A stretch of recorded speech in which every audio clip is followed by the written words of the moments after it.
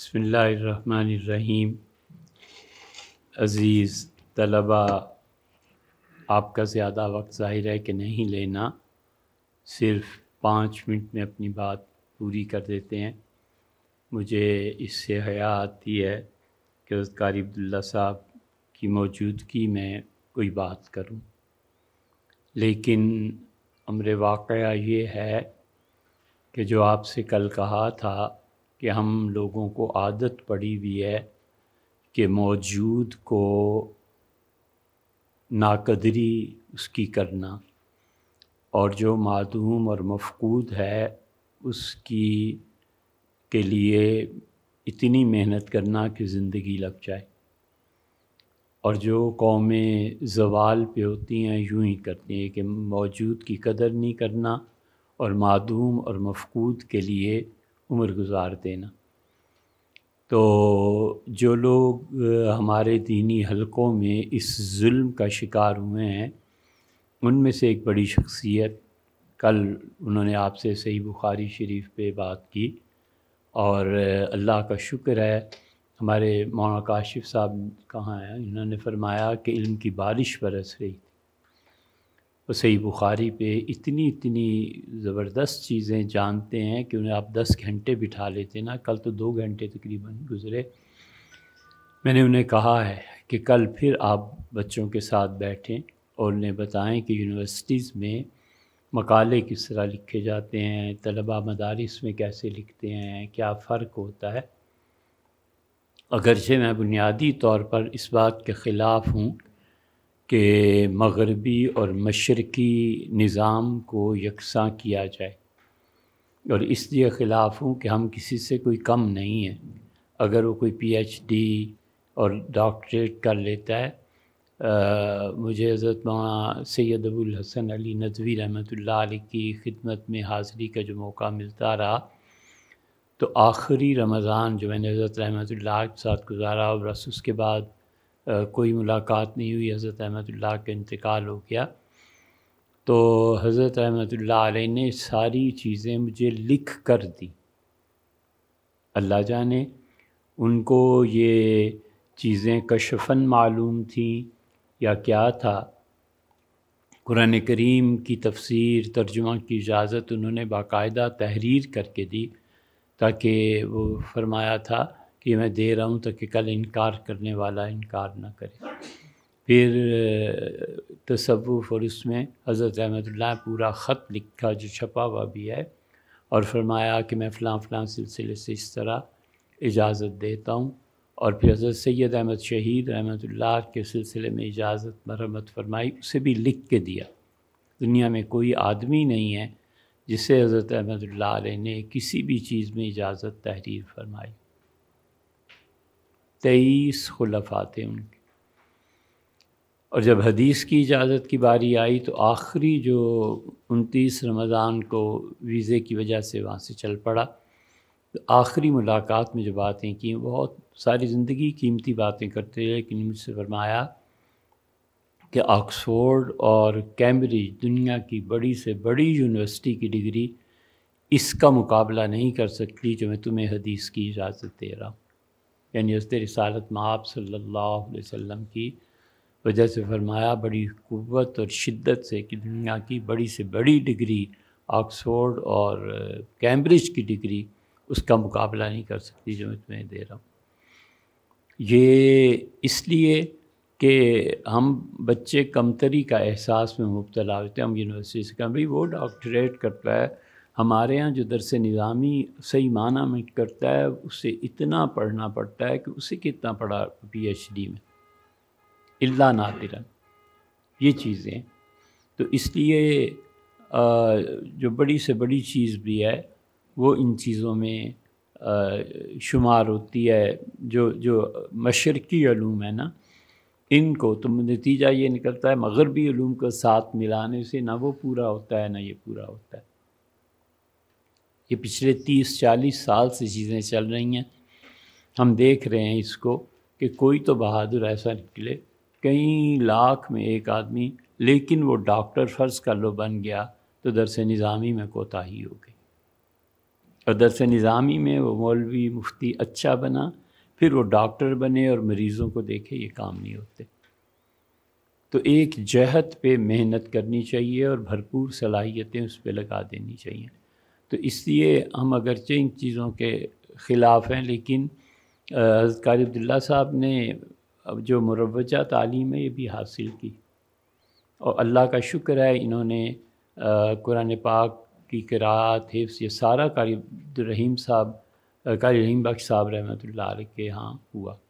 قاری رحیم بخش صاحب رحمۃ اللہ علیہ اس صدی کے ان لوگوں میں سے ہیں جنہوں نے قرآن پاک کی ساری زندگی خدمت کی، اور قاری رحیم بخش صاحب رحمۃ اللہ علیہ سے بڑا فیض اللہ نے پہنچایا۔ تو قاری عبداللہ صاحب محترم ہمارے بھی استاد ہیں، یہاں جو تشریف فرما ہے یہ اس لیے کہ آپ کو قراءت کے بارے میں یا جو بھی ان کا علم ہے اس سے آپ استفادہ کریں، اور پاکستان میں ان کے پائے کے 2-4 ہی کوئی باقی رہ گئے ہوں گے، ورنہ کوئی نہیں ہے جو اتنا گہرا علم قراءت اور قرآن کے۔ ہم تفسیر پڑھتے لکھتے ہیں، بیان کرنی پڑتی ہے، کئی مقامات پہ حضرت سے عرض کرتے ہیں کہ حضرت اس کا یہ صحیح مخارج کیا ہیں، یہ لفظ کیا ہے، یہاں یہ آیا ہے، یہاں یہ آیا ہے، اور حیرت ہے کہ حضرت کا قول فیصل ہوتا ہے، جو انہوں نے کہہ دیا تفسیریں کھنگال لیں اور پتہ چلا کہ وہیں پہنچے جو انہوں نے برجستہ فرمایا۔ یہ عجیب بات ہے اور یہ ان کی بڑی خصوصیت ہے، اللہ کا بڑا انعام ہے۔ میں نے حضرت سے بار بار عرض کیا کہ حضرت ہمیں قراءتیں ساتوں جو ہیں ان کو رائج کرنا چاہیے۔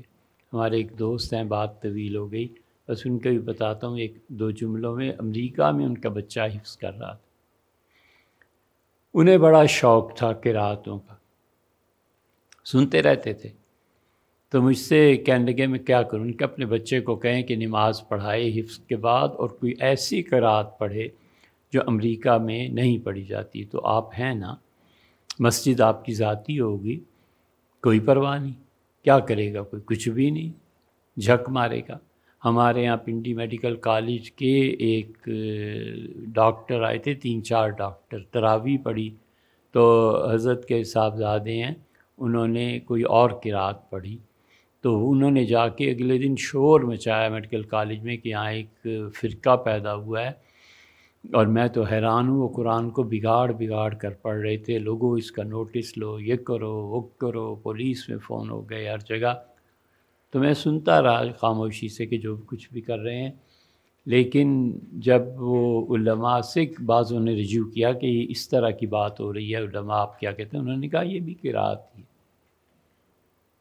ان کا ادھر کا رخ نہ کرنا، فضول باتیں نہ کرو، یہ بھی قراءت ہے۔ اللہ کا شکر ہے ان علماء نے انصاف سے کام لیا۔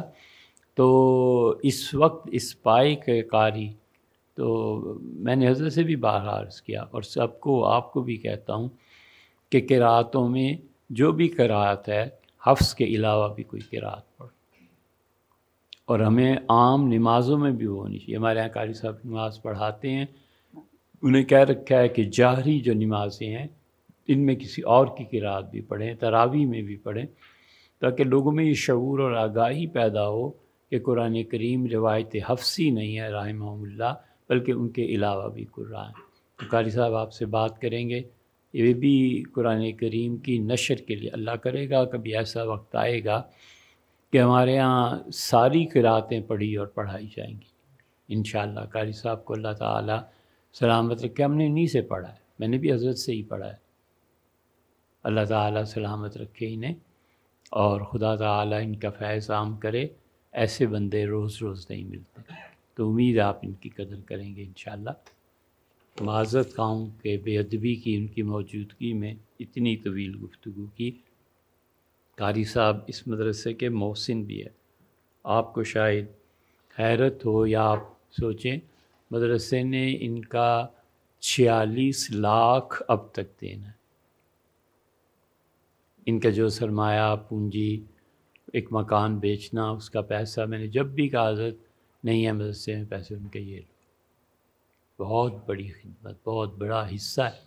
اگرچہ ہم تھوڑا تھوڑا کر کے قرض ادا کر رہے ہیں، لیکن اس کے باوجود کسی کا اتنا بڑا دل ہو کہ وہ پوری اس لائبریری کے قیام میں اور پھر قرأتوں کے لیے ان چیزوں کے لیے دے۔ اللہ تعالیٰ ان کی قربانیوں کو قبول فرمائے۔ زیادہ آپ کے اور حضرت کے درمیان نہیں حائل ہونا چاہتا، آپ حضرت سے استفادہ کیجیے۔ بسم اللہ الرحمن الرحیم۔ حضرت مفتی صاحب نے جیسا کہ بتا دیا آپ کو، قاری رحیم بخش رحمۃ اللہ علیہ سے میں نے پڑھا ہے خیر المدارس ملتان میں، عشرہ قرات انہیں سے پڑھی، اور حفظ بھی وہیں یاد کیا، گردان وہیں کی میں نے۔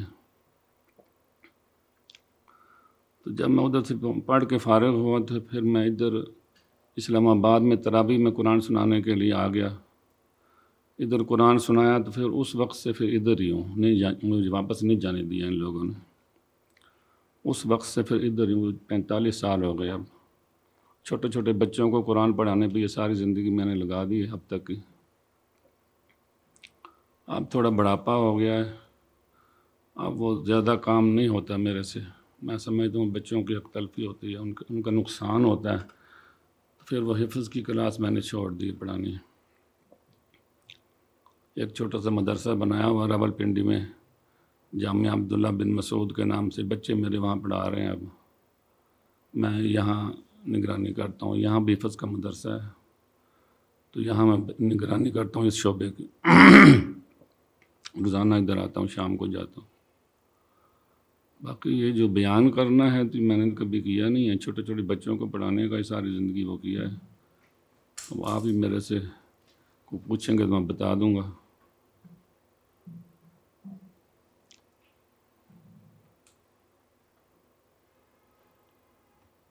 محمد عبداللہ میرا نام ہے، میں ملتان کا رہنے والا ہوں، وہیں سے ادھر آ کے اب ادھر کا ہی ہو گیا ہوں۔ پیچھے ہم امرتسر کے ہیں۔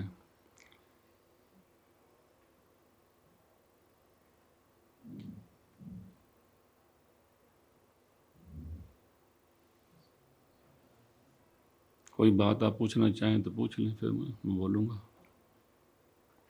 یہ قرأت کے بارے میں آپ کیا سمجھتے ہیں کہ درس نظامی میں اس کا کتنا حصہ ہونا چاہیے؟ اصل میں فلسفہ اور اس کی کتابوں کی بھی اچھی خاصی گنجائش ہے۔ اصل میں علم قرأت جو ہے اس کی جو اہمیت ہے، درس نظام میں پڑھا ہوا بندہ ہی اگر علم قرأت پڑھے گا تو اس کو صحیح فائدہ ہے۔ اس سے پہلے خالی قرآن حفظ کر کے اگر جو علم قرأت پڑھے گا تو وہ تو چھوٹے ذہن کے بچے ہوتے ہیں، وہ صرف رٹنے والی بات ہے، سمجھ ان کو نہیں آئے گی، تو بہت ان کے لیے مشکل ہو جائے گا۔ پڑھ لیتے ہیں بچے، پڑھتے ہیں، لیکن بہت زیادہ وہ مسئلہ ہوتا ہے، مزہ نہیں آتا ان کو پڑھنے کا۔ اگر عربی آتی ہو، درس نظام میں پڑھا ہو، پھر علم قرأت پڑھے تو پھر اس میں اس کو بہت کچھ ملے گا۔ تو اس علم کی اہمیت یہی ہے کہ یہ درس نظامی کے بعد ہی پڑھنا چاہیے اس کو صحیح، تاکہ اس کی سمجھ آئے۔ چھوٹے بچوں کو، چھوٹے ذہن والوں کو رٹا دے باتیں ساری تو وہ ان کو تو کچھ نہیں نظر آئے گا نا، کچھ فائدہ ان کو نہیں ہوگا۔ درس نظامی کے ساتھ ساتھ اس کو پڑھانا کیسا ہے؟ نہیں، یہ علم جو ہے نا پھر اسی میں دلچسپی اتنی ہو جاتی ہے پڑھنے والے کی، پھر دوسری طرف نقصان ہوگا اس کا۔ ہاں، تو اس کو علیحدہ فارغ ہو کے ہی پڑھے تو زیادہ فائدہ ہے۔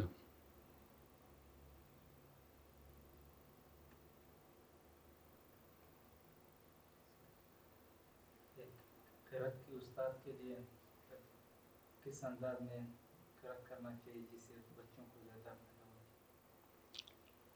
دیکھیں، اس میں تو اب آپ جس ملک میں بھی جائیں گے ان کا اپنا ایک طریقہ ہے پڑھنے کا۔ ملیشیا چلے جائیں، انڈونیشیا چلے جائیں، سعودی عرب چلے جائیں، مصر چلے جائیں، مصر اور سعودی عرب دونوں عرب ملک ہیں، ان دونوں کا پڑھنے کا انداز علیحدہ ہے، مختلف ہے۔ آپ کسی اور عرب ملک میں جائیں گے تو ان کا بھی تھوڑا فرق ہوگا۔ تو یہ تو آپ جس ملک میں بھی جائیں گے، جس انداز میں بھی پڑھیں گے وہ ٹھیک ہے۔ جو تجوید کے قواعد ہیں وہ نہ ٹوٹیں، ان کے مطابق ہو بس، تو وہ ٹھیک ہے۔ جی پاکستان میں جیسے یہ ہمارے بزرگ بڑے جو ہیں یہ پانی پت سے آئے ہیں، پانی پت کی لہجے میں پڑھتے ہیں، تو ان کو صحیح کوئی بھی لہجہ ہو اس کا غلط اور صحیح جانچنے کے لیے تجوید ہے. تجوید کے قواعد کیا کہتے ہیں، اس کے اندر اگر پڑھا جا رہا ہے تو وہ ٹھیک ہے. تو جیسا استاد ہوگا ویسے آگے بچے پڑھنا شروع کر دیتے ہیں. یہ تو قدرتی بات ہے. استاد کا جو لہجہ ہوگا، جس انداز میں استاد پڑھتا ہوگا، بچے ویسے ہی تیار ہوتے ہیں آگے. یہ جو مقامات ہیں تو آج کل یہ کچھ اکیڈمی والے ہیں اس کو وہ کرتے ہیں، اجاگر کر رہے ہیں گزارا، تو اس کی اہمیت کتنی ہے؟ اہمیت ہوگی ان کی، لیکن اس کے بغیر بھی اتنا علم ہے، وہی اگر حاصل کر لیا جائے تو وہ بہت ہے. صرف لہجوں کے اندر یہ ساری زندگی لگا دیں تو وہ میرے خیال میں تو وہ وقت خرچ کرنے والی بات ہے. وہ تغنی بالقرآن کی طرف تو نہیں جاتا یہ؟ جو لوگ یہی تجوید کے قواعد نہیں ٹوٹیں گے تو ٹھیک ہے، پھر وہ پسندیدہ ہے. اگر قواعد ٹوٹ جائیں گے تو پھر وہ منع ہے، وہ نہیں چاہیے. پھر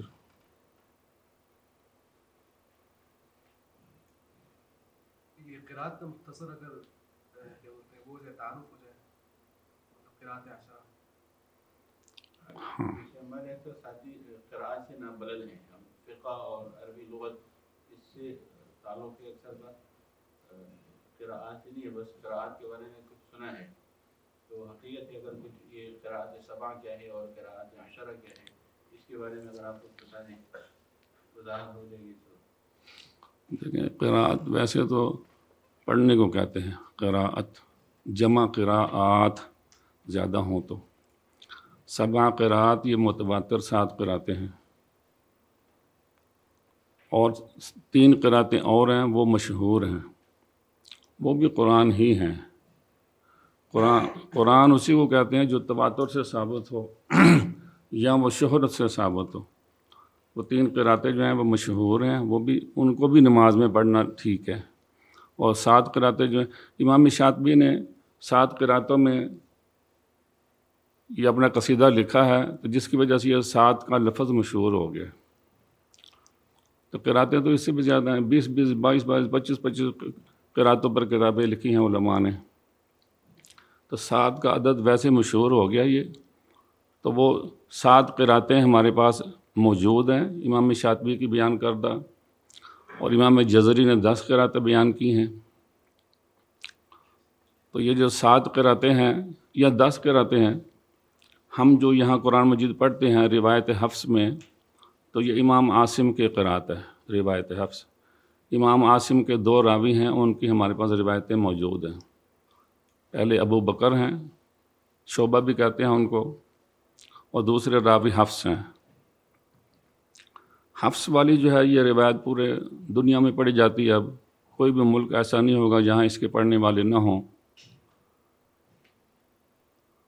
تو 7 قراءت میں امام عاصم کا نمبر 5واں ہے. سب سے پہلی قراءت امام نافع مدنی کی ہے، دوسری قراءت حضرت ابن کثیر مکی کی ہے، تیسری قراءت ابو عمر بصری کی ہے. ابو عمر بصری کی قراءت جو ہے وہ ابھی بھی سوڈان میں پڑھی جاتی ہے، دوری کی روایت میں. امام نافع کی قراءت، ان کے 2 راوی ہیں، ایک قالون اور ایک ورش. قالون کی روایت ابھی بھی پڑھی جا رہی ہے، تیونس میں، لیبیا میں، الجزائر میں قالون کی روایت ابھی بھی پڑھی جا رہی ہے. اور ورش جو ہے یہ بھی پڑھی جا رہی ہے الجزائر میں اور مراکش میں. اور جن ممالک میں اسلام مراکش سے داخل ہوا وہاں بھی ورش ہی ہے، ان سب ملکوں میں. تو یہ 3 قراءتیں ابو عمر بصری کی، اور یہ ورش، اور یہ قالون، اور یہ حفص، یہ ساری دنیا میں اس وقت پڑھی جاتی ہیں. حجاج کرام جو جاتے ہیں سعودی عرب حج کے لیے، یہ جب واپس آتے ہیں تو ان کو سعودی حکومت ایک نسخہ دیتی ہے قرآن کا تحفے میں، وہی واپس جا کے آپ اس پہ تلاوت کریں. تو پاکستانی حاجیوں کو وہ روایت حفص میں چھپا ہوا دیتے ہیں. جو سوڈان سے لوگ آتے ہیں حج کرنے، ان کو وہ ابو عمر بصری کی قراءت والا نسخہ دیتے ہیں. جو قالون والے لوگ آتے ہیں ان کو قالون والا، ورش والوں کو ورش والا. تو یہ چاروں نسخے چھپے ہوئے پرنٹ ہمیں مل جاتے ہیں دنیا میں. قراءت کے جو چوتھے امام ہیں ان کا نام ابن عامر شامی ہیں. ان کی قراءت شام میں پڑھی جاتی تھی. ان کے بھی 2 راوی ہیں، ہشام اور ابن ذکوان۔ 5ویں قاری جو ہیں وہ امام عاصم کوفی ہیں، ان کے 2 راوی ابھی جیسے میں نے بیان کیا، ابو بکر شعبہ اور دوسرے حفص۔ 6ٹھے امام جو ہیں وہ امام حمزہ کوفی ہیں، ان کے بھی 2 راوی ہیں، خلف اور خلاد۔ قرات کے 7ویں امام جو ہیں وہ امام کسائی ہیں، ان کے بھی 2 راوی ہیں، ابو الحارث اور کسائی کے دوری۔ یہی دوری ان کے بھی راوی ہیں اور یہی دوری ابو عمر بصری کے بھی راوی ہیں۔ ان کی قرات علیحدہ بیان کرتے ہیں، ان کی علیحدہ بیان کرتے ہیں۔ یہ 7 قراء ہیں، ان کو قراء سبع کہتے ہیں، ان کی قراتوں کو سبع قرات کہتے ہیں۔ یہ زیادہ مشہور ہیں، ان کی زیادہ اہمیت ہے۔ 3 قراتیں اور ہیں، وہ بھی قرآن ہی ہیں، وہ کم نہیں ہیں، ان کا نماز میں پڑھنا منع نہیں ہے، وہ بھی جائز ہیں۔ ان 3 میں پہلی قرات ابو جعفر یزید مدنی کی ہے۔ ابن جماز اور ابن وردان ان کے 2 راوی ہیں۔ یہی ابو جعفر یزید مدنی امام نافع کے بھی استاد ہیں، جو سب سے پہلے امام نافع ہیں، جن کی قرات کا نمبر سب سے پہلا ہے، ان کے بھی یہ استاد ہیں، مگر ان کی قرات کا 8واں نمبر ہے۔ آگے 9ویں نمبر پہ امام یعقوب حضرمی ہیں، ان کے بھی 2 راوی ہیں، رویس اور روح۔ یہ بصرہ کے رہنے والے تھے۔ ان کے جو روح راوی ہیں وہ بخاری شریف کے بھی راوی ہیں، ان کی روایت اس میں ہیں۔ قرات کے جو 10ویں امام ہیں وہ امام خلف کوفی ہیں۔ یہی امام خلف جب اپنی قرات بیان کرتے ہیں تو پھر ان کو ہم امام خلف کہتے ہیں۔ جب یہ امام حمزہ کی روایت بیان کرتے ہیں تو پھر یہ ان کے راوی ہوتے ہیں، پھر امام کا لفظ ساتھ نہیں لگاتے، صرف خلف اور خلاد یہ 2 راوی ہیں امام حمزہ کے۔ امام خلف کی اپنی بھی قرات 10ویں، ان کے بھی 2 راوی ہیں، اسحاق اور ادریس، مگر ان دونوں راویوں نے کہیں بھی اختلاف نہیں کیا، تو امام خلف کی قرات ہی پڑھی جاتی ہے جب پڑھتے ہیں۔ یہ 10 قراتیں ہیں۔ اور قرات کے بارے میں یہی، قرآن کے بارے میں قاری صاحب نے یہی بتایا تھا، قرآن وہ ہے جو تواتر سے ثابت ہو یا شہرت سے ثابت ہو۔ یہ میں نے ان قراتوں کے بارے میں جو 3 قراتیں ہیں نا، ان کے بارے میں پوچھا تھا، بھئی ان کا کیا حکم ہے، نماز میں پڑھ سکتے ہیں؟ تو انہوں نے فرمایا پڑھ سکتے ہیں، یہ بھی قرآن ہے، کوئی شک نہیں ہے اس میں۔ تو یہ 10 قراتیں ہیں۔ قالون اور ورش اور ابو عمر بصری کی دوری یہ دنیا میں پڑھی جا رہی ہیں، پرنٹ بھی ہیں، لوگوں کو پتہ بھی ہے، پڑھائی بھی جا رہی ہیں۔ تو حفظ کی تو ہے ہی سب جگہ۔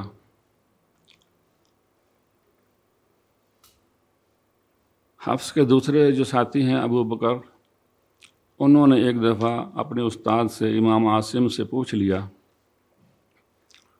کہ ہم دونوں نے قرآن آپ سے پڑھا ہے، ایک استاد سے، لیکن حفظ اور ان میں دونوں میں اختلاف ہے، ہم دونوں میں۔ حفظ میرے سے بہت سارے کلمات میں علیحدہ بیان کرتے ہیں قرآن کو، حفظ اور ابو بکر کی روایتوں میں اختلاف ہے، استاد ایک ہے۔ تو امام عاصم فرمانے لگے، بھائی تمہیں جو میں نے قرآن پڑھایا ہے وہ حضرت عبداللہ بن مسعود کی طرف سے میرے پاس پہنچا ہے، وہ جو میں نے آپ کو پڑھایا ہے، اور حفظ کو جو پڑھایا ہے وہ حضرت علی کی طرف سے پہنچا ہے۔ میں نے ویسے ان کو پڑھا دیا جیسے مجھے ادھر سے پہنچا، اور تم نے ویسے پڑھا دیا جیسے عبداللہ بن مسعود سے پہنچا۔ اس وجہ سے دونوں میں فرق ہے۔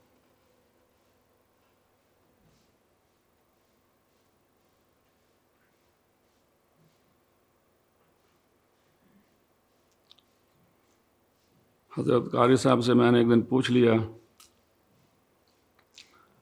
کہ جب ہم تلاوت شروع کرتے ہیں تو اس کے بھی شروع کرنے کا بھی طریقہ ہمیں بتایا گیا ہے کہ قرآن کریم کی تلاوت ہم نے کس طرح شروع کرنی ہے۔ تجوید کی ہر کتاب میں لکھا ہے کہ پہلے تعوذ پڑھنا ہے، پھر تسمیہ، پھر تلاوت، لیکن جب تلاوت کو ہم بس کرتے ہیں، ختم کرتے ہیں، اس کا کوئی طریقہ نہیں ہے، کہیں بھی نہیں بتایا گیا کیسے ختم کریں۔ تو یہ جو قراء حضرات تلاوت کرتے ہیں، بعد میں صدق اللہ العظیم پڑھتے ہیں، اس کا پڑھنا کیسا ہے، پڑھنا چاہیے یا نہیں؟ حضرت قاری صاحب نے فرمایا کہ قراء کی عادت بنی ہوئی ہے پڑھنے کی، پڑھ لو تو کوئی حرج نہیں، بھائی اتنا ہی فرمایا۔ پھر میں نے دوسرا سوال پوچھ لیا کہ جب صدق اللہ العظیم پڑھنے میں حرج کوئی نہیں، اسی صدق اللہ العظیم میں اگر کوئی عربی کا جو ایسا کلمہ آ جائے جیسے صدق اللہ مولانا العظیم ہے، یہ جب ایسے ہم پڑھیں گے تو تلاوت ہم کریں کسی دوسری قرأت میں جس میں امالے ہیں، تو صدق اللہ مولانا العظیم صدق رسولہ النبی الکریم، ان کو بھی پھر ہم اس قرأت کے مطابق پڑھیں، یہ جملے بعد والے۔ حضرت نے فرمایا کوئی حرج نہیں، عربی کے اعتبار تو یہ بھی ٹھیک ہے۔ اگر امام حمزہ کی قرأت پڑھی ہے اس میں امالہ ہوتا ہے ان کے لیے، صدق اللہ مولانا العظیم جائز ہے پڑھنا۔ اگر ورش کی قرأت ہے اس میں ذرا تھوڑا امالہ ہے، اس کو تقلیل کہتے ہیں، تقلیل، صدق اللہ مولانا العظیم، ورش کے لیے اس طرح پڑھ سکتے ہیں۔ تو وہ النبیو کا لفظ بھی ان کی قرأت میں پورے قرآن میں النبیء ہے، وصدق رسولہ النبی الکریم، اس طرح پڑھنا بھی جائز ہے، حضرت قاری صاحب نے فرمایا۔ اور ساتھ یہ بھی فرما دیا اگر سننے والے اگر یہ محسوس کریں کہ یہ بھی شاید قرآن کی دو آیتیں پڑھی ہیں آخر میں، تو پھر ایسا نہ کرو، پھر ویسے ہی پڑھ دو عام جیسے لوگ سنتے ہیں۔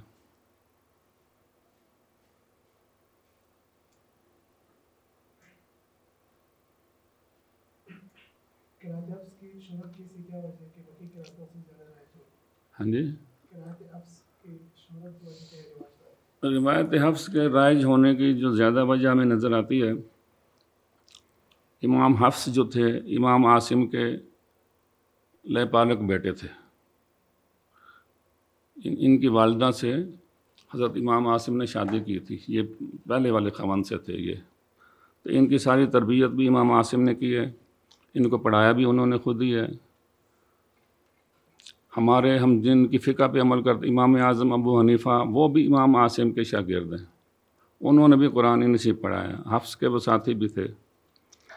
تو جیسے فقہ حنفی دنیا میں رائج زیادہ ہو گئی، تو اسی نسبت سے امام حفظ کی قرأت بھی زیادہ ہو گئی۔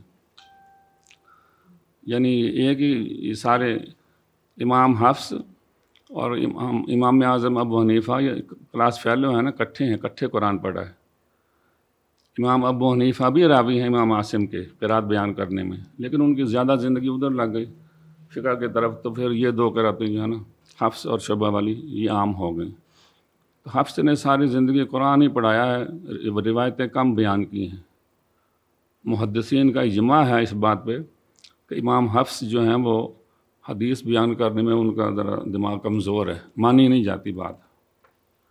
ابو بکر جو ہیں وہ حدیث کے بھی امام ہیں، ان کی حدیث مانی جاتی ہے۔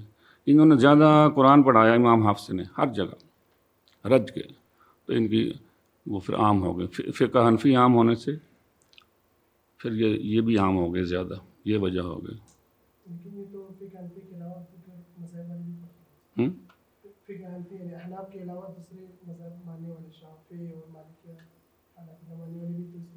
ہاں پڑھتے ہیں وہ، یہ عام ہو گئی نا، پھر تو علاقے ہر جہاں فقہ حنفی تھی وہاں یہی ہو گئی نا، بعد میں کہیں دوسری فقہ آ گئی تو آ گئی۔ البتہ افریقہ میں ہماری جو اسلامی حکومت چلی آ رہی تھی، پہلے سے خلافت چلی آ رہی تھی، بنو امیہ کے بعد بنو عباس جو ہیں وہ لوگ خلیفہ بنے، تو پھر یہ افریقہ والی طرف یا پرلی طرف وہاں بنو امیہ کی حکمرانی رہی، اندلس میں کئی 100 سال تک مسلمانوں کی حکمرانی رہی، تو وہ یہی بنو امیہ یہاں سے بھاگ کر گئے تھے ادھر، تو پھر افریقہ کا ادھر رابطہ کم تھا، افریقی ملکوں میں قانون اور ورش پھر عام ہو گئی، ادھر جو ہے روایت حفظی عام ہو گئی، کیونکہ 2 خلافتیں بن گئی نا، ادھر سے ادھر ادھر سے ادھر جانا پھر مشکل ہو گیا، پھر ادھر والے ادھر ہی رہے، ادھر والے ادھر۔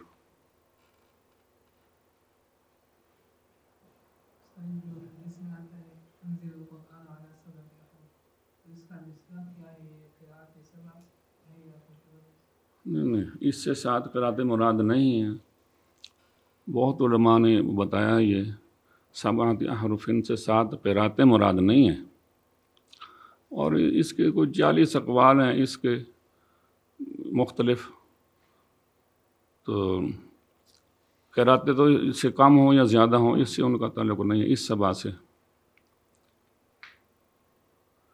اب اس کے بہت سارے مطالب لکھے ہوئے ہیں، زیادہ میں اب اس میں کیا بتاؤں گا آپ کو۔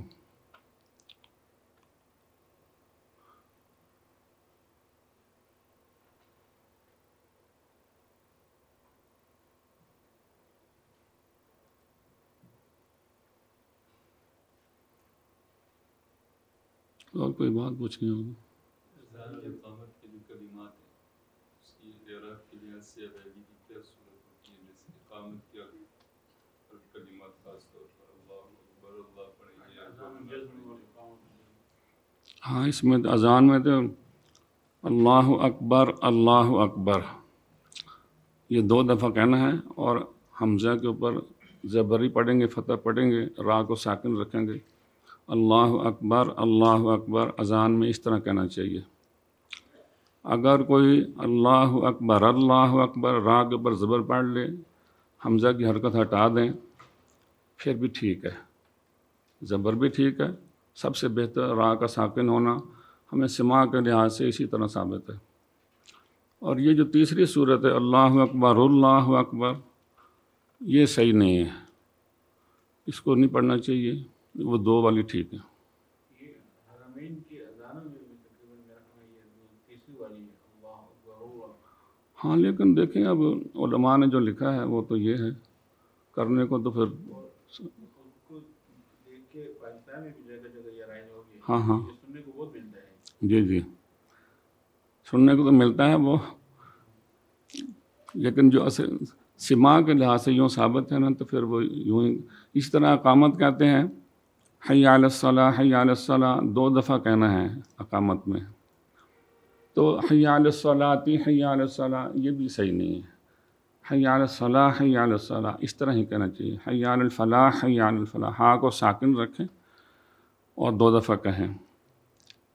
تو قد قامت الصلاۃ تو خیر ایک سانس میں ایک ہی دفعہ کہنا ہے، پھر قد قامت الصلاۃ دوسرے سانس میں کہنا ہے، بس اس میں یہ ہے اشہد ان لا الہ الا اللہ اشہد ان لا الہ الا اللہ 2 دفعہ ایک ہی سانس میں بندہ کہے۔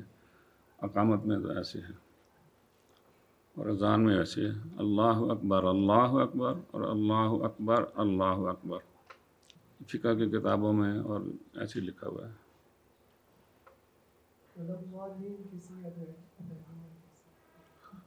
والضالین جو ہے یہ ضاد کی ادائیگی ذرا مشکل حرف ہے، اگر اس کی مشق پر کار لی جائے اچھی طریقے سے تو پھر کوئی اختلاف نہیں ہوتا۔ دوسرا ہم چونکہ اجمی لوگ ہیں، ہمارے ہاں نہیں ہیں یہ عربی لوگوں کا، تو ان کی زبان ہی اس کے مطابق ہوتی ہے ان کی۔ تو اب میرے سے ایک صاحب نے پوچھا بھائی یہ دیوبندی جو ہیں وہ پڑھتے ہیں والضالین، اور جو بریلوی وہ پڑھتے ہیں والضالین، تو کون سا صحیح ہے؟ میں نے کہا دونوں ہی غلط ہیں، وہ بھی غلط ہے وہ بھی غلط ہے۔ کہ وہ صحیح کیا ہے؟ میں نے کہا وہ ایک بیچ میں جو درمیان میں ہے وہ صحیح ہے، زبان کی کروٹ اوپر والی داڑھوں کے جڑوں سے لگائی جائے پھر یہ ضاد نکلتا ہے والضالین۔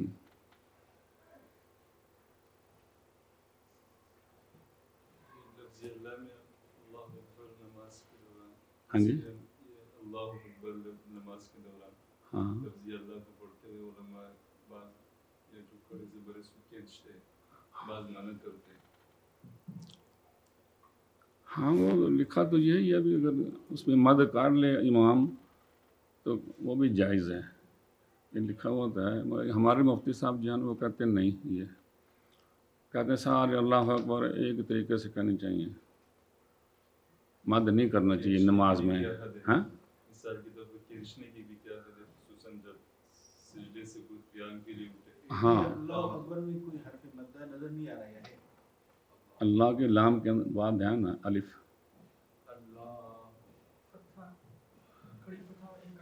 ہاں اللہ کے لام جو ہے نا اس کے بعد الف لکھی ہوئی نہیں ہوتی۔ ایمان سجدے سے اٹھتے ہوئے ہاں اللہ کو شروع کر یہ 4-5 الفاظ ہے، کوئی کہیں پہ اللہ اکبر یا جہاں اب اس کی محراب میں قلقلے کا بھی رواج ہو گیا، اللہ اکبر۔ ہاں نہیں یہ بھی صحیح نہیں، اللہ اکبر کہنے سے تو اگر جان کے کہے گا تو پھر تو اسلام سے خارج ہو جائے گا بندہ۔ اللہ کہنے سے کیا اللہ بڑا ہے، اس کا مطلب یہ ہے، اور اگر اللہ اکبر یہاں بھی کوئی لمبا کر دے گا پھر بھی غلط ہو جائے گا. یہ دو غلطیاں اس میں نہیں ہونی چاہیے اذان میں. اکبار نہیں ہونا چاہیے اور اللہ، یہ دو. باقی نماز کے اندر اس میں آپ یوں کہہ لیں کہ اختلاف ہے. بعض علماء کہتے ہیں کہ اللہ اکبر نماز میں ایک طرح کا ہونا چاہیے شروع سے لے کے آخر تک. بعض کہتے ہیں نہیں، جب اٹھنا ہو تو مد کر لے، جانا ہو تو بھی کر لے. اس طرح میرے خیال میں جیسے بھی آپ کریں تو کر سکتے ہیں، کر لیں مد. اذان میں اللہ اکبر، اب اللہ پہ مد کا کوئی، مد کے جو ہیں قواعد ہیں، مد کے جو اسباب ہوتے ہیں وہ اللہ میں تو نہیں پائے جا رہے، لیکن یہاں یہ واحد کلمہ ایسا ہے جہاں ہم مد کرتے ہیں اللہ تعالیٰ کی عظمت بیان کرنے کے لیے، اس وجہ سے مد کرتے ہیں. مد تعظیمی اس کو کہتے ہیں. تو اذان میں ویسے تو 5 الف تک مد ہوتا ہے قرآن میں زیادہ سے زیادہ، اذان میں اس میں 7 الف تک گنجائش ہے اللہ کو لمبا کرنے کی.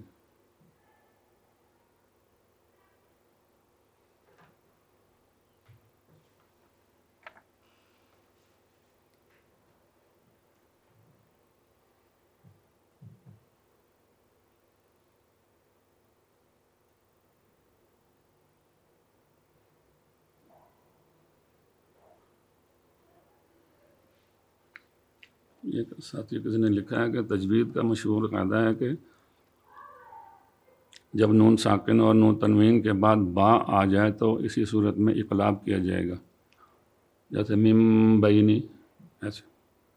جبکہ حرمین شریفین کے ائمہ حضرات جو اس میں اخفا کرتے ہیں، کیا یہ درست ہے؟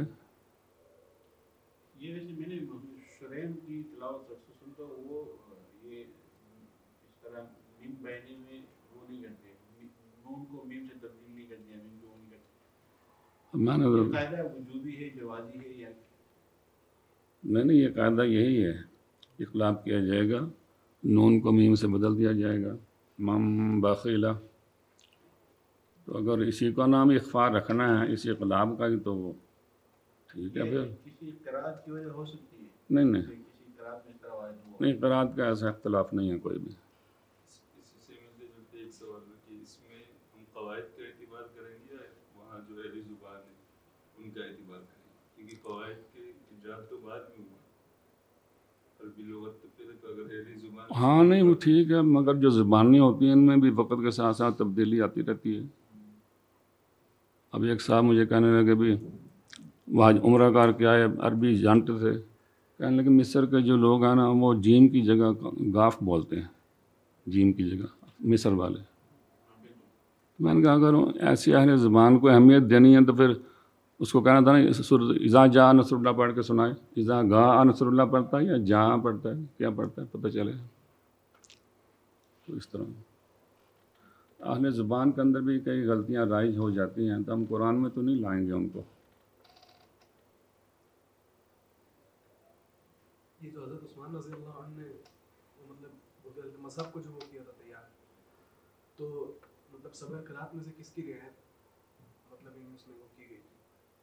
حضرت عثمان نے جمع قرآن جو ہوا تھا ہاں عثمان رضی اللہ عنہ کے دور میں، جی جی، تو اس میں جو کتابت کے لحاظ سے کہہ رہے ہیں کہ اس میں کس قرات ان کی انہوں نے جو مصاحف لکھوائے تھے ان میں جتنی قراتیں بھی پڑھی جاتی تھیں، حضور صلی اللہ علیہ وسلم سے صحابہ کرام نے جتنی بھی قراتیں سیکھی تھیں انہوں نے پوری کوشش کی کہ وہ اس میں آ جائیں ساری کی ساری. اچھا اگر ساری نہیں آتی تھیں، چونکہ انہوں نے 7 نسخے لکھوائے تھے، پھر وہ جو ایک ہی شکل میں ایک ہی نسخے میں ساری نہیں آتی تھیں تو پھر انہوں نے دوسرے نسخے میں دوسری قرات لکھ دی، تیسرے میں تیسری لکھ دی، یعنی وہ ساری کی ساری لکھ دی ان 7 نسخوں میں. تو اب جیسے ووصا بہا ہے، دوسری قرات میں واوصا ہے. تو اب اس کا یہی ہے کہ جو مدنی قرات تھی، جو مدینے کے اندر جو مصاحف رکھے تھے انہوں نے، ایک اپنے لیے رکھا تھا، ایک مدینے والوں کے لیے رکھا تھا، اس میں واوصا لکھا ہوا، اس میں الف ڈالی ہوئی ہے. جو دوسرے ہیں ان میں الف نہیں لکھا، وہ ووصا ہی بن گیا، جس میں الف لکھی تھی وہ واوصا بن گیا. یہ قرات میں ایسی کوئی تبدیلی ہے جیسے یہ یہ اوسع اور وسع معنی میں دونوں میں کوئی بڑا فرق نہیں ہے، تو قرات میں ایسی تبدیلی بھی ہے کہ جہاں معنی میں بہت بڑی تبدیلی آتی ہو جاتا ہے بعض دفعہ تو وہ معنی اور نکھر کے سامنے آتا ہے. وَلَهُمْ عَذَابٌ عَلِيمٌ بِمَا كَانُوا يَكْذِبُونَ، جیسے منافقین کے بارے میں ہے کہ یہ جھوٹ بولتے تھے. دوسری قرات ہے یکذبون، یہ خامی بھی ان میں پائی جاتی تھی. تو یہ ذرا اور اس پہلے کی مزید وضاحت ہو گئی، تشریح ہو گئی. دونوں خامیاں ان میں پائی جاتی تھیں، دونوں قراتوں نے مل کے ان کو صحیح واضح کر دیا. ایسے بھی ہے. آپ نے کیونکہ بچوں کو اچھا خاصا عرصہ پڑھایا ہے، تو کیا ہر بچے کو حفظ میں ڈالنا صحیح ہے، یا مطلب یہ ڈر لگتا ہے کہ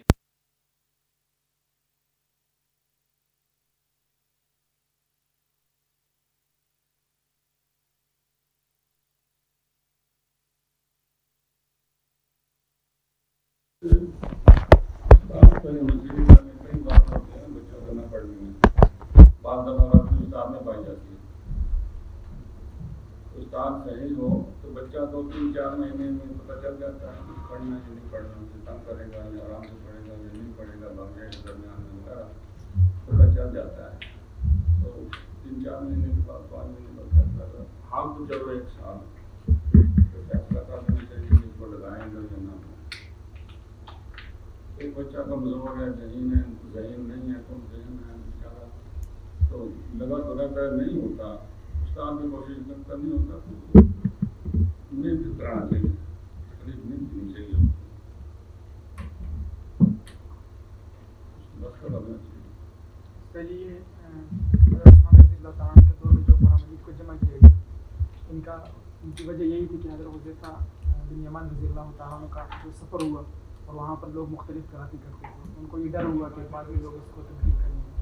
تو اس وجہ سے انہوں نے اس کو ایک مجموعہ باقی رات قبول کی اور ایک مجموعہ تیار کی. اور آج بھی ہم عام لوگوں کے سامنے اختلاف کرتے ہیں، لوگوں کو اگر یہ اشتباہ ہو کہ یار یہ قرآن ہے جیسے نے عرض کیا، تو پھر عوام کے سامنے اختلاف کرنی چاہیے یا نہیں پڑھنی چاہیے؟ اشتباہ اگر عام کے سامنے اس طرح پڑھا جائے تو ان کو نہیں، عوام کو جہاں عوام کے فتنہ میں پڑھنے کا خطرہ ہو تو وہاں بندہ یہ نہ کرے. اب حالت یہ ہے، خیر المدارس میں پڑھتا تھا قاری رحیم بخش رحمۃ اللہ علیہ کے پاس. تو ایک دن وہ عصر کے ٹائم چھٹی کر کے وہ کہیں چلے گئے شجاع آباد. وہاں کوئی بڑے بزرگ تھے، حضرت مولانا عبداللہ بہلوی صاحب، ان کی وفات ہوئی تھی. وہاں تعزیت کے لیے وہ چلے گئے. اس دن ہم نے مغرب کے بعد کی پڑھائی مدرسے میں ہی کی، ورنہ ہم ان کی مسجد میں جایا کرتے تھے عصر کے بعد. تو ادھر کی مدرسے کی مسجد میں اتفاق سے اس دن عشاء کی نماز میں امام صاحب نہیں تھے، چھٹی گئے ہوئے تھے. ہماری کلاس کے جو بچے تھے انہوں نے وہ مؤذن سے کہا کہ آج عشاء کی نماز جو ہے نا اس کو کہنا پڑا ہے مجھے، اور مجھے ادھر سے کہہ دیا تو کوئی دوسری قرات میں پڑھنا. اب عشاء کی نماز میں نے وہاں پڑھائی، میں نے والفجر والی سورت 2 رکعتوں میں پڑھ دی، سلام پھیرا، شور مچ گیا خیر المدارس کی جامع مسجد میں. محتمم صاحب کھڑے ہو گئے، کہ محتمم صاحب کوئی اور عام آدمی نہیں، محتمم صاحب کھڑے ہو گئے، یہ کس نے جماعت کرائی ہے، اس میں 4-5 موٹی موٹی غلطیاں اس نے پڑھی ہیں، اس کو کس نے کھڑا کیا ہے یہاں. مفتی صاحب سے مسئلہ پوچھو نماز ہوئی ہے کہ نہیں ہوئی. مفتی عبدالستار صاحب محتمم صاحب کے ساتھ ہی بیٹھے تھے، ساتھ تھے بالکل. انہوں نے پھر کہا بھی نماز ٹھیک ہو گئی ہے تو بس ٹھیک ہے، سنتے پڑھو اپنی. ادھر کئی لوگ اور باہر شہروں سے آئے ہوئے تھے اس نماز میں، وہاں ٹھہرے، وہ کہنے لگے سنتوں کے بعد وہاں انہوں نے مجمع بنا لیے، چھوٹے چھوٹے ٹکڑیاں. تو میں بھی وہاں سننے کے لیے کھڑا ہو گیا ابھی کہ کیا کہہ رہے ہیں. تو وہ صاحب کہہ رہے تھے دیکھو خود پڑھاتے ہیں اس مدرسے میں، 2-2 سال ان کے لگواتے ہیں کراتے ہیں، اور اس بیچارے نے ادھر ہی آج پڑھ لیا تو اس کے پیچھے پڑ گئے. یہ باہر جا کے کیسے پڑھے گا، کسی کو کیسے سنائے گا، جوتے کھانے اس نے. ادھر 2 سال لگا کے 10 کراتے ہیں، اس کو پڑھا کے پھر اس کو سند دیتے ہیں، یہی محتمم صاحب دستخط بھی کرتے ہیں اوپر. تو اسی نے آج یہاں پڑھ دیا تو اس کا یہ اثر ہو رہا ہے. تو یعنی کافی وہ، میں نے اگلے دن صبح قاری صاحب کو بتایا یہ بات، میں نے کہا رات ایسے ہوا ہے. قاری صاحب فرمانے لگے بھی ہاں نہیں لوگوں کو پتہ نہ تو وہ کرتے ہیں. تو میں نے کہا اس کا بھی تو کوئی علاج کرنا چاہیے نا. آپ کی مسجد میں جہاں آپ امام ہیں اوقاف کی طرف سے، وہاں جو جہری نمازیں ہیں ان میں مختلف قراتوں میں پڑھا جانا چاہیے، تاکہ ایک شہر والوں کو پتہ تو ہو نا. ہر مسجد میں چاہے نہ پڑھا جائے لیکن آپ کی مسجد میں پڑھا جائے گا تو سب کو پتہ چل جائے گا کہ اس مسجد میں سب قراتیں پڑھی جاتی ہیں اور قراتیں ہیں. اب تو لوگوں کو پتہ ہی نہیں، وہ محتم صاحب خود ہی کر رہے ہیں.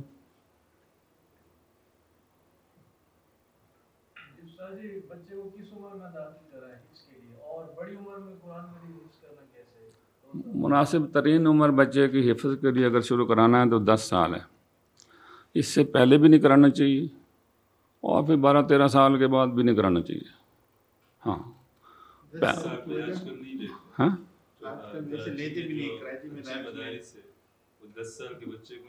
ہاں کتنے کو لگا؟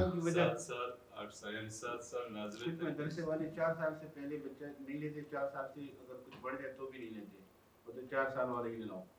نہیں یہاں ہم نے دیکھا ہے نا، جو ہم نے تجربہ کیا ہے، شروع میں تو مجھے بھی پتہ نہیں تھا، جو بھی بچہ آتا تھا بٹھا لیتے تھے.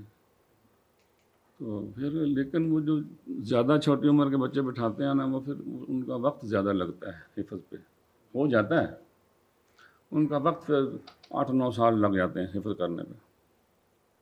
تو اگر 10 سال کا لیں گے وہ 3 سال میں حفظ ہو جائے گا.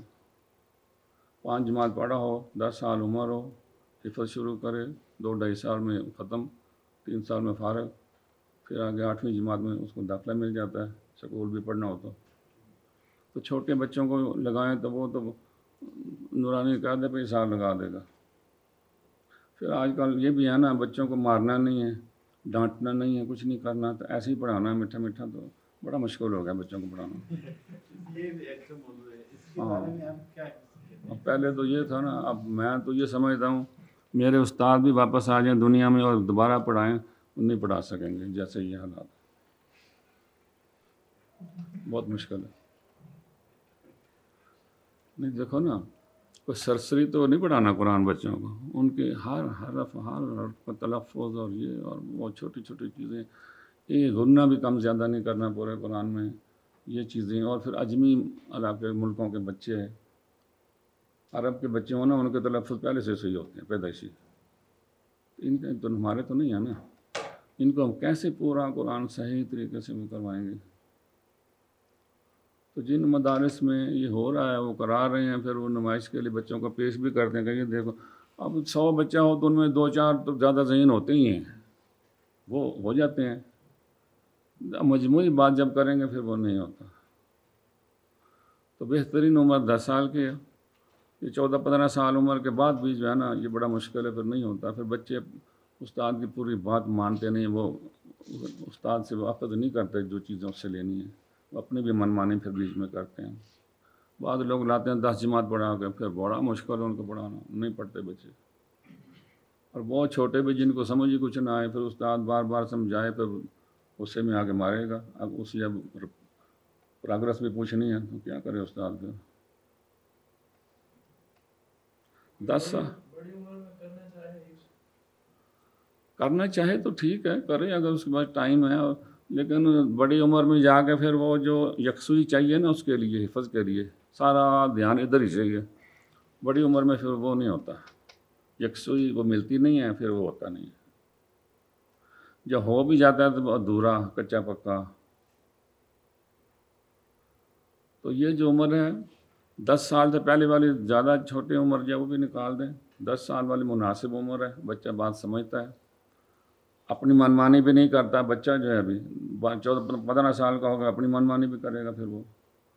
تو یہی 10 سے لے کے 12 تک 13 تک یہی جو عمر ہے نا، یہ اس کی بہترین عمر ہے حفظ کے لیے.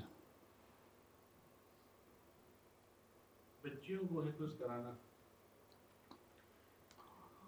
بچیوں کو بھی حفظ کرائیں گے تو ہو جائے گا حفظ، بچوں سے جلدی ہو جائے گا. ان کو یعنی حفظ کرانا بہتر ہے یا ترجمہ یا کچھ اور پڑھائیں؟ نہیں میرے خیال میں تو میری 3 بچیاں ہیں، تینوں کو حفظ کرایا ہے، تو ہمیں تو نتیجہ اس کا الٹ ہی ملا ہے. آگے خامند ویسے نہیں ملتے، یا ان کا ذہن پھر اور طرح کا ہوتا ہے، پھر ویسے رشتے نہیں ملتے آگے۔ میرے خیال میں ان کو حفظ کی بجائے دوسری دینی تعلیم ضروری جو ہے وہ دے دی جائے تو کافی ہے۔ حفظ نہ کرا جائے، مشہور صورتیں جو خاص وہ کرا لی جائیں۔ پھر بچوں کے لیے یاد رکھنا ممکن ہوتا ہے کیونکہ اس کے مطلب تراویح کی صورت نہیں ہوتی اور یا مشکل سے بنتی ہے، تو ہاں پھر لڑکیوں کا پھر یاد رکھنا بھی تو مسئلہ ہے نا بعد میں۔ تراویح انہوں نے نہیں پڑھانی، یہاں تو علماء فتویٰ دیں، مولانا خیرمحمد صاحب نے فتویٰ دیا تھا، ان کے وہاں کے فتویٰ میں وہ چھپا ہوا ہے، انہوں نے اجازت دی تھی لڑکیوں کو یہ تراویح پڑھا سکتی ہیں، پڑھائیں۔ ہاں خیر الفتاویٰ نا، اس میں چھپا ہوا ہے۔ اب نہیں دیتے مفتی حضرات، اب اجازت نہیں دیتے۔ اجازت دیتے لیکن کچھ ایک دو شرائط لگا دیتے۔ اچھا، ابتدائی کی صورت نہ ہو اور اس کے علاوہ یاد رکھنے کی کوئی اور صورت نہ ہو۔ نہیں، اس میں کچھ بھی نہیں لکھا ہوا، بس اجازت دی ہوئی ہے۔ تو خلاصہ یہ ہے کہ بڑا مشکل ہے عورتوں والا۔ جب ہم پچھلی تاریخ پڑھتے ہیں، جیسے پانی پت کی تاریخ، وہاں عورتیں بھی حافظ ہوتی تھیں، وہ آٹا گوندھ رہی ہیں، ہانڈی پکا رہی ہیں، قرآن پڑھ رہی ہیں۔ اتنا وہ کہاں کو کرے گا؟ آج کل تو اتنی مصروف دنیا ہے، یہ فارغ ہی نہیں ہے، اور علائیں بلائیں گھروں میں بہت آ چکی ہیں۔ صحیح ہے۔ جیسے آپ کا مشاہدہ کیا ہے، یہ جو اقرا سسٹم شروع ہوا ہے، اس کے حفاظ کیسے ہوتے ہیں؟ امتحان کے لیے میرا جانا ہوتا ہے ان میں کئی سالوں سے، تو ان کے بچے کمزور ہی ہوتے ہیں میرے حساب میں۔ تو کچھ یہ جو ریڈ ایجوکیشن سسٹم والا ہے یا کوئی اور ہے، انہوں نے تو پورا جس طرح اسکول کی کتابیں پڑھاتے ہیں کہ ہر بچے کو بس ایک ہی سبق ہو، اس طرح سے انہوں نے کچھ شروع بھی کیا ہوا ہے۔ تو پتہ نہیں اب اس کا مشاہدہ کرنا چاہیے، دیکھنا چاہیے کہ اس طرح سسٹم کیسے چل جاتا ہے۔ میں یہ کرا اسکولوں والے جتنے بچے میں نے امتحان لیا نا، کوئی بیچ میں اچھے بھی ہوتے ہیں، وہ اچھے وہ ہوتے ہیں جن کے والدین بھی حافظ ہوتے ہیں یا وہ گھر میں محنت کرواتے ہیں ان سے، بچے بھی ذہین اور شوقین ہوتے ہیں، چلو وہ ہو جاتا ہے۔ تو ورنہ جنہوں نے استاد کے اوپر ہی سارا کچھ چھوڑنا ہے، وہی سارا کچھ کرائے گا، تو وہی کرا والے وہ نہیں کراتے، وہ تو ظہر کے بعد چھٹی دے دیتے ہیں، شام کا کام جو ہے اس کو ہوم ورک کہہ کے گھر سے کر کے لانا، وہ پھر گھر میں کوئی ہو کرانے والا تو کرائے نا۔ تو ادھر کے بچے جو ہے نا، ان کا تو حفظ اتنا اچھا نہیں ہے اقرا والوں کا۔ ان مدارس میں بھی میں سمجھتا ہوں اقرا والوں کے اندر یہ خامی ہے کہ وہ وقت تھوڑا دیتے ہیں پڑھائی کے لیے، مطلب 8 گھنٹے پڑھائی ہونی چاہیے حفظ کی، کم سے کم 8 گھنٹے یا 9 گھنٹے، اس سے زیادہ بھی نہیں ہونی چاہیے۔ تو اقرا والوں کی جو پڑھائی ہے وہ 4 گھنٹے 5 گھنٹے، باقی گھر میں کرو، مطلب تھوڑا وقت دیتے ہیں وہ۔ کمزوری ان میں کس اعتبار سے ہوتی ہے بچوں میں؟ یادداشت، تلفظ بھی، دونوں چیزیں ہیں، تلفظ بھی اور یادداشت بھی، دونوں میں۔ عام طور پر جیسے بیت العلم سے منسلک جو ادارے اقرا والے، بعد میں ان کے بچوں کے نمبر اچھے آتے ہیں۔ نہیں اس کا اعتبار نہیں ہوتا۔ نہیں اب وہ دیکھو نا، میں راول پنڈی کا ان کا ممتحن اعلیٰ ہوں، مجھے بنایا ہوا ہے۔ اچھا وہ ہم یہ بات کرتے ہیں تو وہ آگے سے منع کر دیتے ہیں، نہیں جی اقرا والوں کو اتنا نہ گرانا فیض نہ کرنا، بڑے بزرگوں نے بنایا ہوا ہے، یہ ہے وہ سارے سرپرستی کر رہے ہیں اس کی، مطلب ایسی بات نہ کرو جس سے ان کی حوصلہ شکنی ہو۔ حقیقت کو واقعے کو دیکھا جائے تو بہت کم اس میں مضبوط حافظ ہوتے ہیں۔ بہت کم ہے۔ دوسرا یہ ہے، یہ جو مدارس ہیں ہمارے بڑے بڑے مدارس ہیں، درجہ کتب بھی ہے جن میں، وہ ان کے ہاں بچوں کے حفظ کی پڑھائی جو ہے نا 16 گھنٹے ہے۔ صبح نماز کے بعد ہی شروع کر دیتے، استاد کو بٹھا دیتے ہیں، چلو بچوں کو، چاہے ان کو نیند آ رہی ہے، کچھ ہو رہا ہے، بیچارے مجبوراً لگے رہتے ہیں۔ تو رات کو بھی عشاء کے بعد بھی گھنٹہ 2 گھنٹے پڑھا کے چھٹی دیتے ہیں، اور سارا دن پڑھائی پڑھائی پڑھائی پڑھائی پڑھائی پڑھائی۔ اس سے یہ بھی زیادتی ہے میرے خیال میں۔ تو 8 گھنٹے پڑھائی کریں، بچوں کو 8 گھنٹے سوئیں، وہ 8 گھنٹے پڑھائی کریں، 8 گھنٹے میں باقی کام کریں، کھانا وانا کھائیں، نمازیں پڑھیں، پیشاب کریں، اخبار پڑھیں، کھیلیں، یہ چھوٹے موٹے کام جو ہیں یہ بھی وہ کریں، استاد بھی اپنے کریں۔ سارا جب محتم دیکھتے ہیں ابھی اب بچے فارغ ہیں، چلو جی یہ کیوں فارغ ہیں، چلو بیٹھو، زیادتی کرتے ہیں. زیادہ پڑھا کے بھی بچے خراب ہوتے ہیں، بگڑتے ہیں. تو تھوڑا پڑھا کے بھی درمیانہ جو کام ہے نا وہ بہتر ہوتا ہے. 8 گھنٹے پڑھائی رکھیں کافی. مسلسل 8 گھنٹے ایک ساتھ نہیں، وہ تھک جاتا ہے بندہ پھر.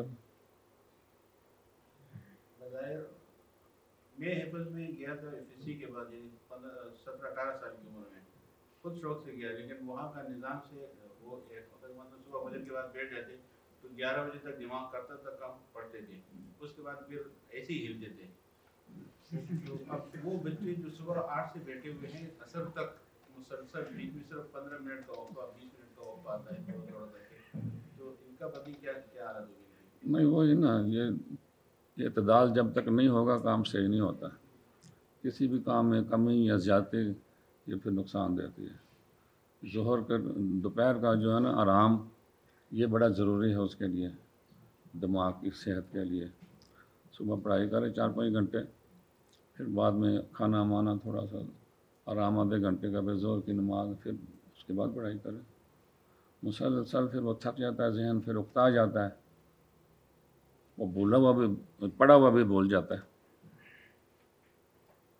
حضرت عثمان رضی اللہ عنہ نے جو یعنی مذہب کو جمع کیا تھا مطلب اختلاف کی وجہ سے، تو پھر اس اختلاف سے کیا مراد ہے؟ بھائی ادھر وہ جہاد کے لیے آئے تھے نا صحابہ کرام آرمینیا اور آذربائیجان میں، تو یہاں سے جب وہ واپس گئے انہوں نے بتایا کہ اپنے لوگ تو قرآن میں وہ کر رہے ہیں، تمہاری قرات اچھی نہیں، میری قرات اچھی ہے، کہیں ادھر نہ جھگڑے شروع ہو جائیں، ان کا کوئی بندوبست کرو. انہوں نے پھر وہ جو قرآن حضرت ابوبکر صدیق کے زمانے میں جمع کیا گیا تھا، ابوبکر صدیق کی زندگی میں ان کے پاس رہا وہ نسخہ.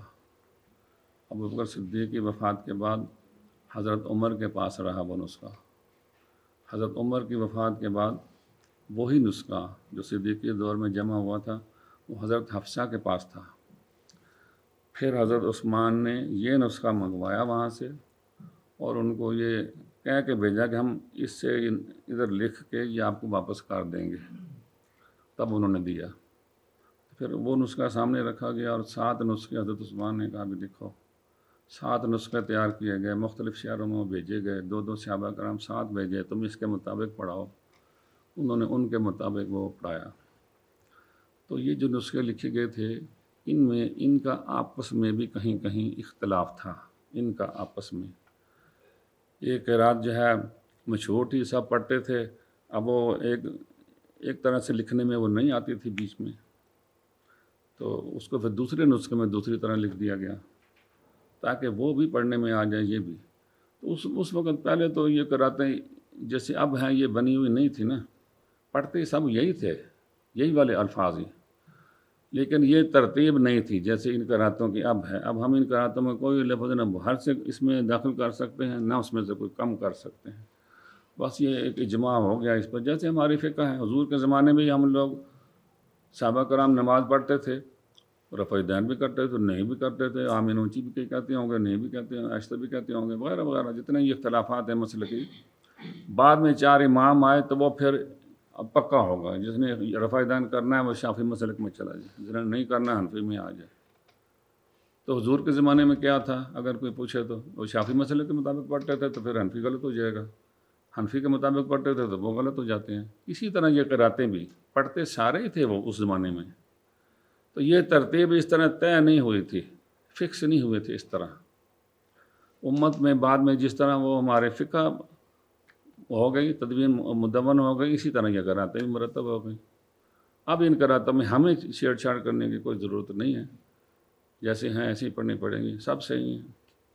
جتنے بھی اختلافات ہیں سارے آ گئے ان کے اندر.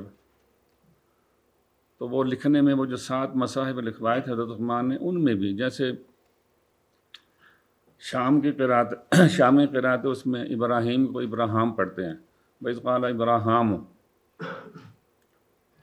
تو باقی کسی قرات میں نہیں ہے، باقی 9 قراتوں میں نہیں ہے، شام والی میں ہے. تو وہ انہوں نے وہ ایسے لکھ دیا. ادھر ابراہیم آپ قرآن میں دیکھیں نا 2 طرح لکھا ہوا ہے. سورۃ بقرہ میں جو 15 جگہ ابراہیم کا لفظ آیا نا، اس میں الف، با، را، ہا اور میم، یا نہیں ہے ابراہیم میں، یا نہیں ہے سورۃ بقرہ کے 15 میں۔ سورۃ بقرہ کے علاوہ باقی جتنے ابراہیم ہیں ان سب میں یا ہے، یعنی یہ ابراہیم دو طرح سے لکھنے میں صحابہ کرام نے ہمیں بتا دیا کہ ابراہیم کی قرأت دو طرح ہے۔ اب قرآن کا لفظ ہے قرآن، مشہور لفظ ہے قرآن، یہ بھی صحابہ کرام نے قرآن میں دو طرح سے لکھا ہے۔ آپ قرآن میں غور کریں گے نا، قاف، را اور آگے نون، الف نہیں ہے۔ ایک اس طرح بھی ہے بغیر الف کے، قاف، را اور نون، جیسے قرن ہوتا ہے، قرن، اسی کو قرآن بنانا، آگے حمزہ ہم خود لگا لیں گے بیچ میں، قرآن۔ تو ایک قرآن الف والا بھی ہے، قرآن کی لکھائی بھی قرآن کے اندر دو طرح ہے، الف کے ساتھ اور بغیر الف کے۔ تو اس میں قرأتیں بھی دو ہیں، قرآن اور قرآن، حمزہ کے بغیر قرآن۔ ابن کثیر مکی کی قرأت میں پورے قرآن میں حمزہ کے بغیر قرآن ہے، قرآن، تلک آیات القرآن۔ ابن کثیر مکی کی پوری قرأت میں، پورے قرآن میں حمزہ کے بغیر ہے قرآن، اور باقی قرأتوں میں حمزہ ہے۔ تو اس طرح پھر وہ لکھنے میں جہاں تک انہوں نے کوشش کی ہے کہ ساری قرأتیں کسی طرح آ جائیں کسی لفظ میں، جب نہیں آتی تھی پھر اس کو دو طرح کر دیا، ایک اسی میں، ایک دوسرے مصحف میں۔ اب ہم پڑھتے ہیں اس قرآن میں بھی، ہم جب پڑھتے ہیں تو ہمیں بعض دفعہ کوئی لفظ بیچ میں نظر آ جاتا ہے، بھئی یہ تو فالتو، جیسے ہے نا بالغداتی، بالغداتی ہے، اس میں واو بھی لکھا ہوا ہے۔ اب ہم واو کو زبر زیر پیش نہیں ہے نا واو کے بعد، تو ہم پڑھ لیتے ہیں بالغداتی، ہم سمجھتے ہیں واو فالتو ہے، اب انہوں نے کسی وجہ سے لکھا ہے۔ دوسری قرأت میں بالغدوتی، وہ واو ضرورت ہے۔ سلام علی الیاسین، واحد پیغمبر ہیں حضرت الیاس، ان کا نام 4 دفعہ قرآن میں آیا ہے۔ سلام علی الیاسین، آپ قرآن میں دیکھیں، علیحدہ لکھا ہوا ہے، آگے یاسین، یاسین علیحدہ ہے اور علیحدہ ہے۔ اس پر وقف کی اجازت نہیں ہے، ہم وقف نہیں کر سکتے یہاں، لیکن لکھا ہوا علیحدہ ہے، یاسین۔ یہ الیاسین دونوں کو ملا کے پیغمبر کا نام بنتا ہے، الیاسین۔ الیاسین بھی ان کا نام ہے اور یاسین بھی انہی کا نام ہے، الیاس بھی انہی کا نام ہے۔ وَإِنَّ الیاسا، دوسری قرأت میں وَإِنَّ الیاسا، یاس بھی ان کا نام ہے، یاس، الیاس بھی، یاسین بھی، الیاسین بھی۔ تو الیاسین جو ہے دوسری قرأت میں ہے سلام علی آل یاسین۔ اب آل یاسین نہیں بنتا تھا پھر اگر لام کو جوڑ دیتے، انہوں نے اس کو آلی کو آلی رہنے دیا، آگے یاسین۔ ہماری قرأت میں وہ ہمیں عجیب سا نظر آتا ہے، اب دوسری قرأت کا انہوں نے خیال کیا، اس طرح لکھ دیا۔ اب اسی طرح قرآن میں اور بھی ننجل مؤمنین آتا ہے ایک جگہ، ننجل، اور نون کو دیکھیں اوپر چھوٹا سا نون اتنا سے لکھا ہوا ہے، ننجل۔ دوسری قرأت میں ہے نجل، نجل، نون کی ضرورت ہی نہیں ہے، ہمیں ضرورت تھی تو ہم نے چھوٹا سا اوپر لگا لیا، تو پہلے والے کو یہ نہیں کہا بھائی یہ غلط ہے۔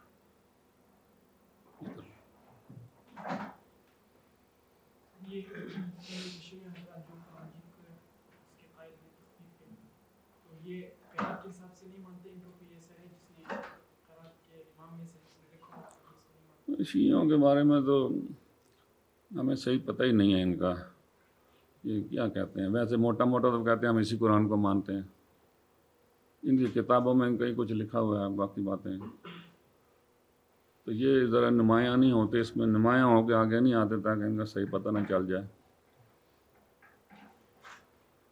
قرآن میں بعض الفاظ لکھے ہوتے ہیں، مطلب بعض میں سوال لکھا ہوتا ہے لیکن اس کو سین پر آنا ہے، اس کو سین پر یہ کہاں؟ ہاں، قرآن میں کچھ الفاظ ایسے اس کی وجہ کیا ہے؟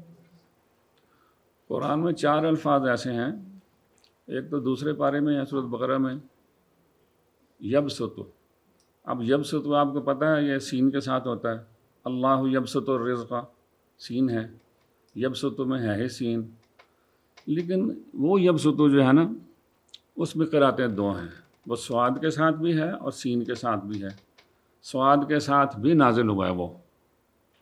اب صحابہ کرام نے سوچا بھی اس کو سین کو اور سواد کو ہم کیسے اکٹھا کریں، تو لکھنی تو سین چاہیے تھی وہاں، لیکن انہوں نے لکھ دیا سواد، لکھ سواد دیا ہے، اصل میں کلمے میں سین ہے پیچھے۔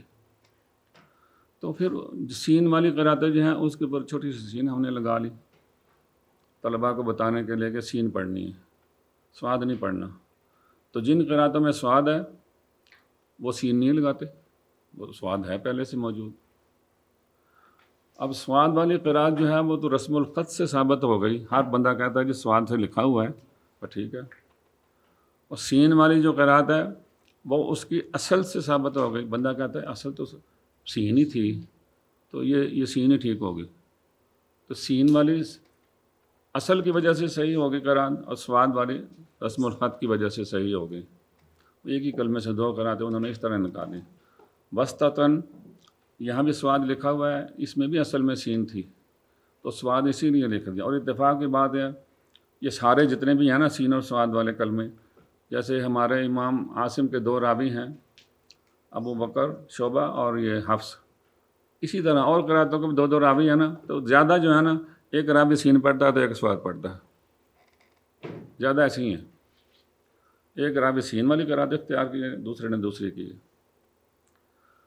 اسی طرح المسیطرون ہے سورۃ طور میں، وہاں بھی چھوٹی سی سین لکھی ہوئی ہے سواد کے اوپر، وہاں بھی اس کا مطلب یہی ہے کہ وہاں دونوں جائز ہیں، سین بھی اور سواد بھی۔ بمسیطر سورۃ الغاشیہ میں 30ویں پارے میں بمسیطر، یہاں ہم بچوں کو کہتے ہیں ادھر سواد پڑھنا ہے، سب کہتے ہیں، ہر استاد کہتا ہے، تجوید کی ہر کتاب میں لکھا ہوا ہے بھائی یہاں سواد پڑھنا ہے، لیکن چھوٹی سی سین بھی ساتھ ڈالی ہوئی ہے اوپر۔ میں نے اپنے استاد سے ایک دن پوچھ لیا بھائی یہاں جو ہے نا ہم نے پڑھنا بھی سواد ہے، ہر کسی کو بتاتے بھی یہی ہے سواد ہی پڑھو، پھر چھوٹی سی سین کیوں لکھی ہوئی ہے، مٹا کیوں نہیں دیتے اس کو؟ تو قاری صاحب فرمانے لگے دیکھو جس طرح حدیث کی بہت ساری کتابیں ہیں، پھر ان کتابوں میں بخاری اور مسلم کا ایک مقام ہے، اسی طرح قرات کی بھی بہت ساری کتابیں ہیں، ان میں بھی شاطبیہ اور طیبہ ان دونوں کا وہی مقام ہے جو ادھر بخاری اور مسلم کا ہے۔ قرات کی کتابوں میں شاطبیہ اور طیبہ کا وہی مقام ہے، تو شاطبیہ کے روح سے اس میں صرف سواد ہے، اور طیبہ کے روح سے سواد بھی ٹھیک ہے، سین بھی ٹھیک ہے، دونوں کی اجازت ہے پڑھنے کی۔ تو ہم اس لیے کہتے ہیں بھی سواد ہی پڑھو، اور شاطبیہ کے روح سے بھی صحیح ہو جائے گا، طیبہ کے روح سے بھی صحیح ہو جائے گا، دونوں پر عمل ہو جائے گا، اس لیے ہم کہتے ہیں سواد پڑھو۔ لیکن طیبہ کی جو وہ وجہ ہے کہ سین بھی جائز ہے، وہ پھر غائب ہو جائے گی نا، وہ چھپ جائے گی، سامنے نہیں آئے گی وہ بات، اس کے لیے چھوٹی سی سین بھی لکھ دیتے ہیں، اگر کوئی پاڑ بھی لے سین تو چلو پھر بھی ٹھیک ہے۔ یہ جواب دیا انہوں نے۔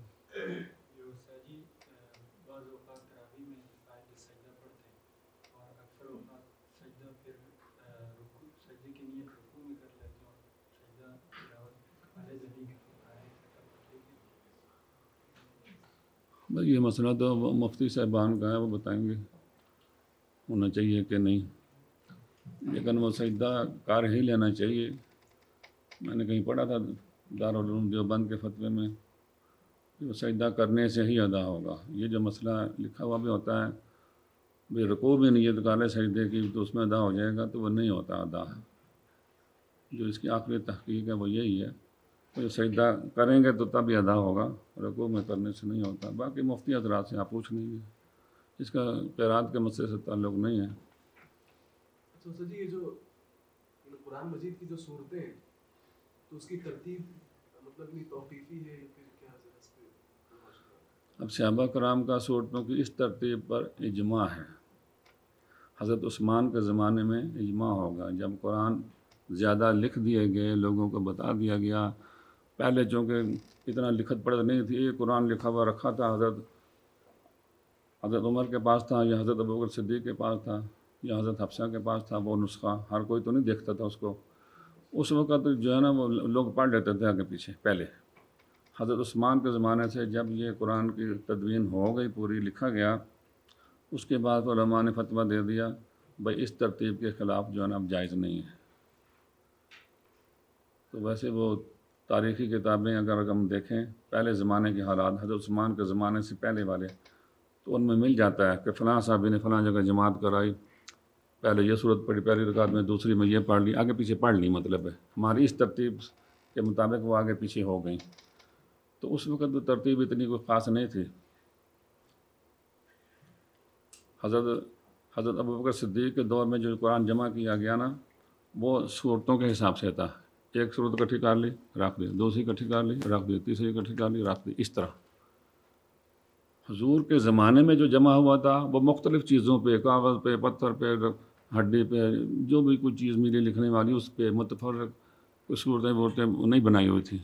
ابوبکر صدیق کے دور میں جو دوسری دفعہ جمع کیا گیا، پھر وہ پوری صورتیں بنا کے طے لگا دی گئی۔ پھر حضرت عثمان کے زمانے میں پھر ذرا اور مزید واضح ہو گیا، 7 نسخوں میں لکھ کے مختلف شہروں میں بھیج دیا گیا، ان کی صورتیں بنا دی گئیں، بنی ہوئی تھیں وہی، ان کی ترتیب لگا دی گئی، پھر اسی ترتیب سے ہی پڑھنا ہمارے لیے ضروری ہو گیا۔ انہوں نے صورتوں کی ترتیب لگائی، بیچ میں بسم اللہ لکھ دی، اور انہوں نے لکھنے والوں نے خود بتایا کہ بسم اللہ جو ہم نے لکھی ہے یہ 2 صورتوں میں فرق کرنے کے لیے ہے، کہ یہاں ایک صورت ختم ہو رہی ہے، آگے دوسری شروع ہو رہی ہے، تو بیچ میں بسم اللہ لکھ دی ہے ہم نے فرق کرنے کے لیے۔ مطلب یہ ہے کہ یہ بسم اللہ ان صورتوں کا حصہ نہیں ہے، ان میں فرق کرنے کے لیے لگائی ہے بیچ میں۔ تو سورۃ توبہ کے اوپر بسم اللہ نہیں لکھی ہوئی، وہ کہتے ہیں یہاں ہمیں اس کا شک ہوا کہ دونوں ایک ہی صورت ہے، یا یہ علیحدہ ہے یہ علیحدہ ہے، شک تھا، ہم نے بسم اللہ رہنے دی۔ اب بسم اللہ کا وہ خود کہہ رہے ہیں کہ ہم نے اس لیے لگائی ہے بیچ میں کہ 2 صورتیں آپس میں خلط ملط نہ ہو جائیں، بیچ میں فرق رہ جائے، بسم اللہ۔ تو یہ بسم اللہ کے علاوہ جو باقی صورت ہوتی ہے نا وہ تو قرآن ہے، اور یہ جو بسم اللہ ہے اس صورت کا حصہ نہیں ہے۔ اچھا، اس بسم اللہ کے پڑھنے میں بھی 10 قراء ہیں، ان کا اپنا ان کا سوچ ہے۔ کچھ قراء کہتے ہیں ایک صورت ختم ہو اور دوسری صورت، وہ کہتے ہیں بسم اللہ جو ہے نا یہ لازمی ہے پڑھنی۔ ان قراء میں سے بعض کہتے ہیں 2 صورتوں کے درمیان بسم اللہ پڑھنی لازمی ہے، چاہے بیچ میں سانس لو یا نہ لو۔ اور بعض قراء کہتے ہیں نہیں، اگر سانس سختہ کر لیں پھر بھی جائز ہے، نہ پڑھو بسم اللہ۔ بعض کہتے ہیں ایک صورت ختم ہو پھر اگلی اسی سانس میں سانس جوڑ لو، پھر بھی بسم اللہ نہیں ہے۔ قرآن جو ہے نا سارا شروع ہو کے والناس تک سارا ایک قرآن ہے، کوئی صورتیں وورتیں نہیں، بس سارا ایک قرآن ہے، ایک سانس میں جو بندہ پڑھ سکتا ہے سارا پڑھ لے، بے شک بسم اللہ نہیں آئے گی۔ تو ان کے مختلف وہ ہیں۔ اگر ایک صورت ختم کر کے سانس لے لیا ہے پھر تو سب کے نزدیک بسم اللہ ہے۔ ایک صورت ختم کر کے سانس لے لیا ہے تو سب قراء کے نزدیک بسم اللہ پڑھنی ضروری ہے، سانس لے لیا تو۔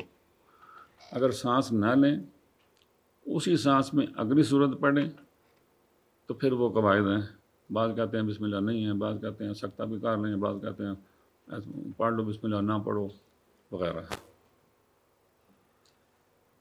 اگر سانس لے لیں ایک صورت ختم کر کے پھر سب کے لیے بسم اللہ۔ اگر ایک صورت ختم کر کے ترتیب توڑ دی، 4-5 صورتیں چھوڑ کے آگے پڑھنا ہے پھر بھی بسم اللہ۔ اگر ایک صورت ختم کی ہے پھر اسی کو دوبارہ پڑھنا ہے، چاہے نہ سانس لے پھر بھی بسم اللہ۔ اگر کسی آدمی نے والناس تک پڑھا ہے، اب والناس سے آگے پھر فاتحہ پڑھنا چاہتا ہے اسی سانس میں، پھر بھی بسم اللہ ضروری ہے۔ سورۃ فاتحہ کو اگر پڑھنا چاہتا ہے پھر بھی بسم اللہ ضروری ہے۔ ہمارے جو فقہاء ہیں ان کے بھی اپنے اپنے مسلک ہیں اس بسم اللہ کے بارے میں۔ ہمارے امام اعظم ابو حنیفہ، ہماری اس فقہ میں بسم اللہ قرآن کی آیت ہے، مگر کہاں ہے اس کا تعین نہیں ہے، اور پورے قرآن میں کہیں ایک دن بسم اللہ پڑھ لے امام تو پھر پورا قرآن ہو جائے گا، تو اس کا تعین نہیں ہے۔ ہمارے فقہ حنفی میں بسم اللہ کا یہ حکم ہے۔ اسی طرح امام مالک ہیں، وہ کہتے ہیں بسم اللہ قرآن کا حصہ نہیں ہے، بسم اللہ قرآن کی آیت نہیں ہے، امام مالک کا مسلک یہ ہے۔ امام شافعی کہتے ہیں بسم اللہ ہر صورت کے اوپر مکمل آیت ہے، امام شافعی کہتے ہیں بسم اللہ ہر صورت کے اوپر ایک مکمل آیت ہے، جیسے بسم اللہ الرحمن الرحیم، قل هو اللہ احد، قل هو اللہ جو ہے نا صورت ہے نا، وہ بسم اللہ سے شروع ہوتی ہے ان کے نزدیک، کہتے ہیں بسم اللہ ہر صورت کی پہلی آیت ہے، تو دوسری آیت صورت کی وہ ہے جہاں سے صورت شروع ہو رہی ہے۔ امام احمد بن حنبل ہیں، وہ فرماتے ہیں بھئی بسم اللہ جو ہے ہر صورت کی جو پہلی آیت ہے اس کا جز ہے۔ بسم اللہ اور قل هو اللہ احد دونوں ملا کے ایک آیت ہے، دوسری آیت آگے اللہ الصمد۔ امام احمد بن حنبل کی یہ رائے ہے، بسم اللہ ہر صورت کی پہلی آیت کا جز ہے، مستقل آیت نہیں ہے۔ بسم اللہ کے بارے میں فقہاء کے علاوہ قراء حضرات ان سے کوئی رائے مقبول ہے کہ یہ کیا کہتے ہیں؟ اب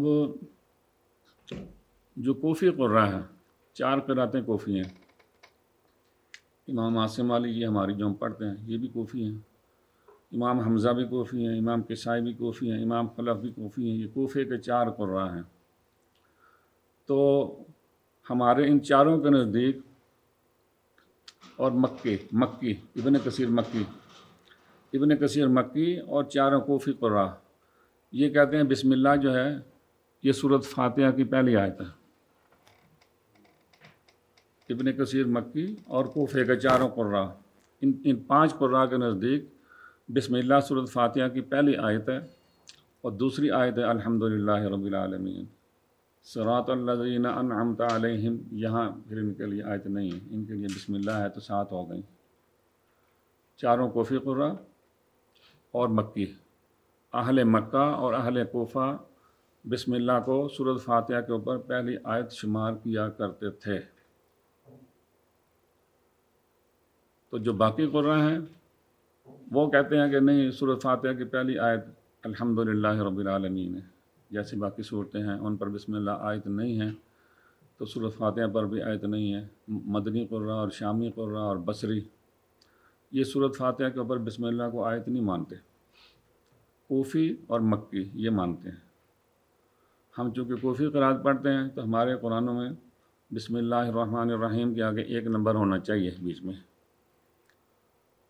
کہیں تو لگا ہوتا ہے تو کہیں نہیں لگا ہوتا، جہاں نہیں لگا ہوتا میرے خیال میں ڈر کے نہیں لگایا، بھئی 113 صورتوں میں تو ہے نہیں تو اس میں کیسے لگا دیں۔ سعودی عرب سے جو قرآن چھپ کے آتے ہیں ان میں بسم اللہ کے آگے 1 نمبر لکھا ہوتا ہے، بھئی 1 آیت ہو گئی۔ یہ باقی صورتوں کے بارے میں ان کی کیا رائے ہے؟ یہ کوفی اور مکی ابن کثیر میں نہیں، پھر کسی صورت کی آیت نہیں ہے۔ اس کی ہاں، جو ائمہ قرات ہیں یہ کسی صورت کے اوپر بسم اللہ کو آیت نہیں مانتے، صرف فاتحہ پر اختلاف ہے۔ صحیح، اگر فرض کے پھر تراویح میں اگر آدمی پڑھتا ہے قرآن، پھر تراویح سورت ہاں ہوتی ہے، پھر دوسری سورت شروع کرتا ہے تو بسم اللہ پھر نہیں پڑھنی چاہیے۔ آہستہ پڑھ لے، وہاں ہمارے جو عام حفاظ ہوتے ہیں وہ تو بیچارے جیسے مولوی صاحب مسئلہ بتائیں گے وہ کریں گے ویسے، تو یہ مولوی صاحب مسئلہ یہ بتاتے ہیں جی پورے قرآن میں پورے مہینے میں کسی دن 1 دفعہ اونچی پڑھ لینا، تو تاکہ سب لوگ سن لیں بسم اللہ بھی، تو اس طرح ہوتا ہے۔ اگر پڑھنے والا قاری ہو، ان قرات کے مسائل کو جانتا ہو تو پھر وہ اپنی مرضی کرے گا۔ نہیں، مطلب یہ ہے کہ قرآن کا جز تو نہیں ہوا نا۔ اس میں یہ ہے کہ بسم اللہ پڑھنے نہ پڑھنے سے کوئی فرق نہیں پڑتا۔ اب یہ تو ہم بات کر رہے ہیں بسم اللہ، آپ قراء حضرات سے سنے ہاں، ہیں اور کہ نا یہ یعنی بہت سارے قرآن کے نزدیک کی آیت ہے، تو اگر آپ بسم اللہ چھوڑتے ہو تو کتنی صورتیں؟ 114 صورتیں ہیں، پورے قرآن سے آپ 114 آیتیں حذف کر لیتے ہو قراءت تراویح میں۔ نہیں، وہ کسی دیکھو نا کہیں بھی نہیں لکھا ہوا، کسی صورت پر وہ جو قرآن لکھنے والی کمیٹی خود کہہ رہی ہے ہم نے بسم اللہ اس لیے لکھی ہے 2 صورتوں کے درمیان کہ صورتوں کا فرق رہ جائے، کہیں کوئی آدمی بعد میں کوئی 2 آیتیں اور داخل کر دے گا ادھر، کوئی ادھر سے ادھر کر دے گا، تو ہم نے بسم اللہ لکھ دی تاکہ ادھر ادھر ہو ہی نہ سکے۔ لکھنے والے خود کہہ رہے ہیں کہ ہم نے اس لیے لکھی ہے، اور جہاں نہیں لکھی وہ اس لیے لکھی ہے کہ ہمیں شک تھا پتہ نہیں دونوں ایک ہی صورت ہیں یا علیحدہ علیحدہ ہیں، تو بسم اللہ آیت زبردستی کیسے کو بنا لے گا۔ ہاں صرف یہ ہے جو کہتے ہیں آیت نہیں ہے وہ یہ بھی نہیں کہتے بھی نہ پڑھو، بھئی منع ہے پڑھنی، یہ بھی تو نہیں کہتے نا، پڑھ لینے میں حرج نہیں ہے، صرف آیت گننا گنتی میں نہیں آئے گی وہ۔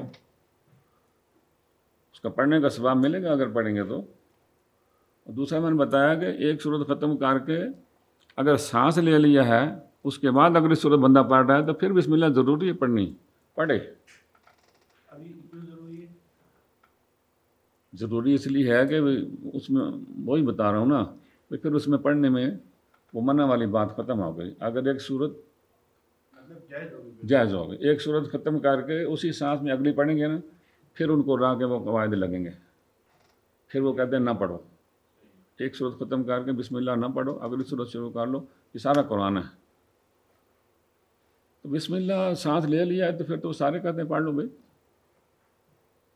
یہ سورہ توبہ میں پھر فقہا کی الگ رائے ہوتی ہے، قرآن کی الگ رائے ہوتی ہے، یہاں پر کس کو ترجیح دینا چاہیے؟ سورۃ توبہ کو آپ یوں سمجھ لیں، جو میں نے غور کیا ہے، جیسے پہلا پارہ الف لام میم سے شروع ہوتا ہے، دوسرا پارہ شروع ہوتا ہے سیقول سے، سیقول السفہاء سے. تو جو آدمی سورۃ توبہ سے تلاوت شروع کرتا ہے وہ ایسے سمجھ لے جیسے سیقول السفہاء سے کرتا ہے، جو کچھ وہ یہاں کرے گا وہ وہاں بھی کر لے. سیقول السفہاء سے اگر تلاوت شروع کرتا ہے، اعوذ باللہ پڑھے گا، پھر بسم اللہ بھی پڑھے گا، نہ پڑھے تو بھی ٹھیک ہے، بسم اللہ پڑھ بھی لے تو حرج کوئی نہیں. یعنی سورت کے درمیان سے تلاوت کرنے والی جو بات ہے نا وہی والی، وہاں یہی سمجھیں کہ سورت کے درمیان سے ہم تلاوت شروع کر رہے ہیں. تو تعوذ کے بعد بسم اللہ بھی اگر شروع میں پڑھ لے گا تو وہ بھی اس کی بھی گنجائش ہے. پچھلی صورت ختم کر کے پھر نہ پڑھے بسم اللہ، پھر بغیر بسم اللہ کے پڑھے اس کو ایک صورت یہ. اور یہاں بے شک سانس بھی لے لیں، پہلی صورت ختم کر کے سانس بھی لے لیں، پھر آگے صورت توبہ ہی پڑھنی ہو پھر بھی بسم اللہ نہ پڑھے. یہ صورتوں کو ان ناموں کے ساتھ کیسے مسمى کیا گیا کہ سورہ بقرہ کا نام بقرہ ہے، فاتحہ؟ یہ تو پھر عوام میں مشہور ہو گیا، احادیث میں بھی بعضوں کے نام آئے ہیں، اس وجہ سے پکے ہو گئے نام. ایک سورہ کے دو تین نام بھی ہیں، سورہ فاتحہ کے کئی نام ہیں. تو یہ صورتیں ان ناموں کے، آیت الکرسی، اس میں کرسی کا لفظ ہے تو وہ آیت الکرسی ہو گئی، اس کرسی والی آیت. تو یہ تو لوگوں میں پہلے سے ہی ان کے نام بن گئے تھے، کسی نے بنائے نہیں ہیں. ترتیل اور تدبیر اور حضر، اس کا ثبوت اپنی قرآن سے یا آپ علیہ السلام کی اور سے، جس کی وضاحت ہو جائے اس طرح اس میں فرق. دیکھو ہم ترتیل کہتے ہیں، قرآن حضرات جو آج کل کتابوں میں جو لکھا ہوا ہے آہستہ آہستہ، جیسے قرآن میں آتا ہے ورتل القرآن ترتیلا، قرآن کو ترتیل سے پڑھو، آہستہ آہستہ پڑھو. تو آہستہ آہستہ جب پڑھیں گے تو اس میں مدیں ہمیں تھوڑی زیادہ کرنی پڑیں گی، وہ آہستہ ہو جائے گا. تو اگر ہم تھوڑا جلدی پڑھنا چاہتے ہیں صحیح تو وہ بھی ہوگا، ہاں تیز پڑھو یا آہستہ پڑھو یا جیسے بھی پڑھو، قرآن کے تلفظ پر کوئی وہ نہیں ہوگا، کمی بیشی نہیں ہوگی، وہ پورے ہمیں ادا کرنے پڑیں گے. اب یہ جو جتنی قراتیں ہیں نا، 5 الفی مد بھی ہیں ان میں. امام حمزہ کی قرات میں 5 الفی مد ہے، ورش کی 5 الفی مد ہے، ہمارے امام عاصم کی قرات میں 4 الفی مد ہے، باقی 3 الفی والی بھی ہیں، 2 والی بھی ہیں. تو ہم لوگ جو 2 الفی مد والے ہیں نا، وہ اس کو آپ کہہ رہے ہیں بھائی یہ جلدی پڑھنے والے ہیں. جنہوں نے جلدی پڑھنا ہے وہ چھوٹی مد کر لیتے ہیں، ترتیل سے پڑھنا ہے ٹھہر کے پڑھنا ہے، آہستہ آہستہ پڑھنا ہے بڑی مد کر لیتے ہیں. وہ 1 گھنٹے میں 1 پارہ ہوتا ہے، اس میں ایک پارے پہ 1 گھنٹہ لگ جاتا ہے ترتیل سے اگر پڑھیں. اور جلدی پڑھیں تو 20 منٹ، 20 منٹ سے پہلے نہیں ہوتا. یعنی مد منفصل ہے، اس کو بالکل نہ کریں. مد متصل میں 2 الفی پڑھ لیں، مد متصل میں معافی نہیں ہے، کم کی گنجائش ہے مد میں، 2 الفی مد کر لیں تو وہ جلدی ہو جائے گا.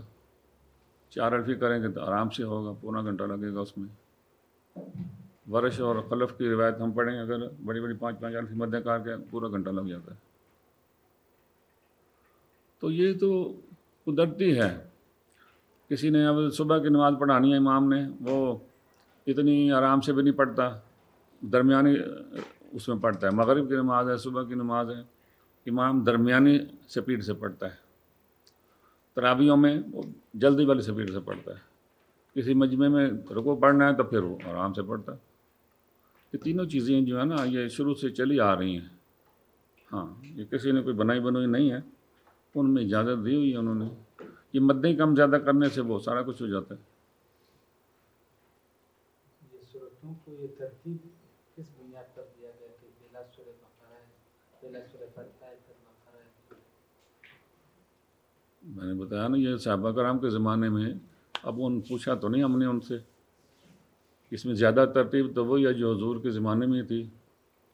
بہت ساری صورتیں ایسی ہیں حضور نے پہلی رکعت میں فلاں صورت پڑھی، جیسے صبح کی نماز میں صبح کی سنتوں میں قل یا ایھا الکافرون پہلی رکعت میں سنتوں میں، صبح کی سنتوں میں دوسری رکعت میں قل ھو اللہ پڑھتے ہیں۔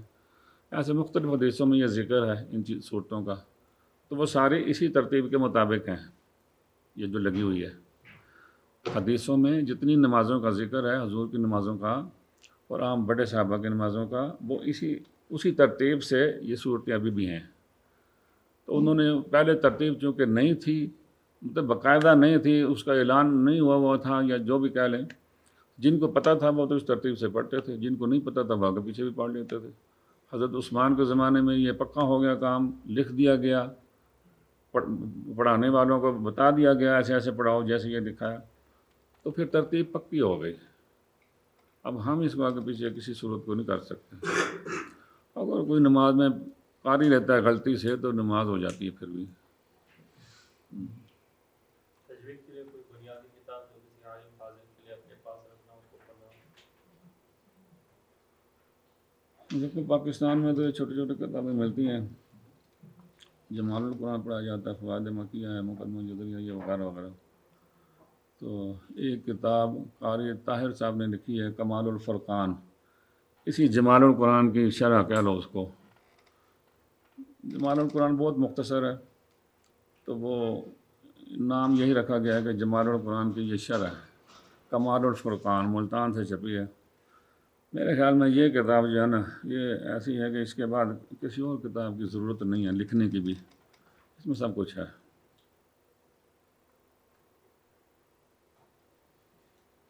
ایک وہ مقدمہ جزریہ ہے، تو اس کی شرح قاری رحیم بخش نے لکھی ہے العطایا الوہبیہ، تو وہ بھی کسی نے پڑھنی ہو تو۔ بہرحال جو کمال الفرقان جو ہے نا یہ میرے خیال میں یہ کمال ہی کیا انہوں نے لکھ کے، کسی اور کی اب مزید ضرورت ہی نہیں ہے، اس کے بعد سب کچھ ہے اس میں۔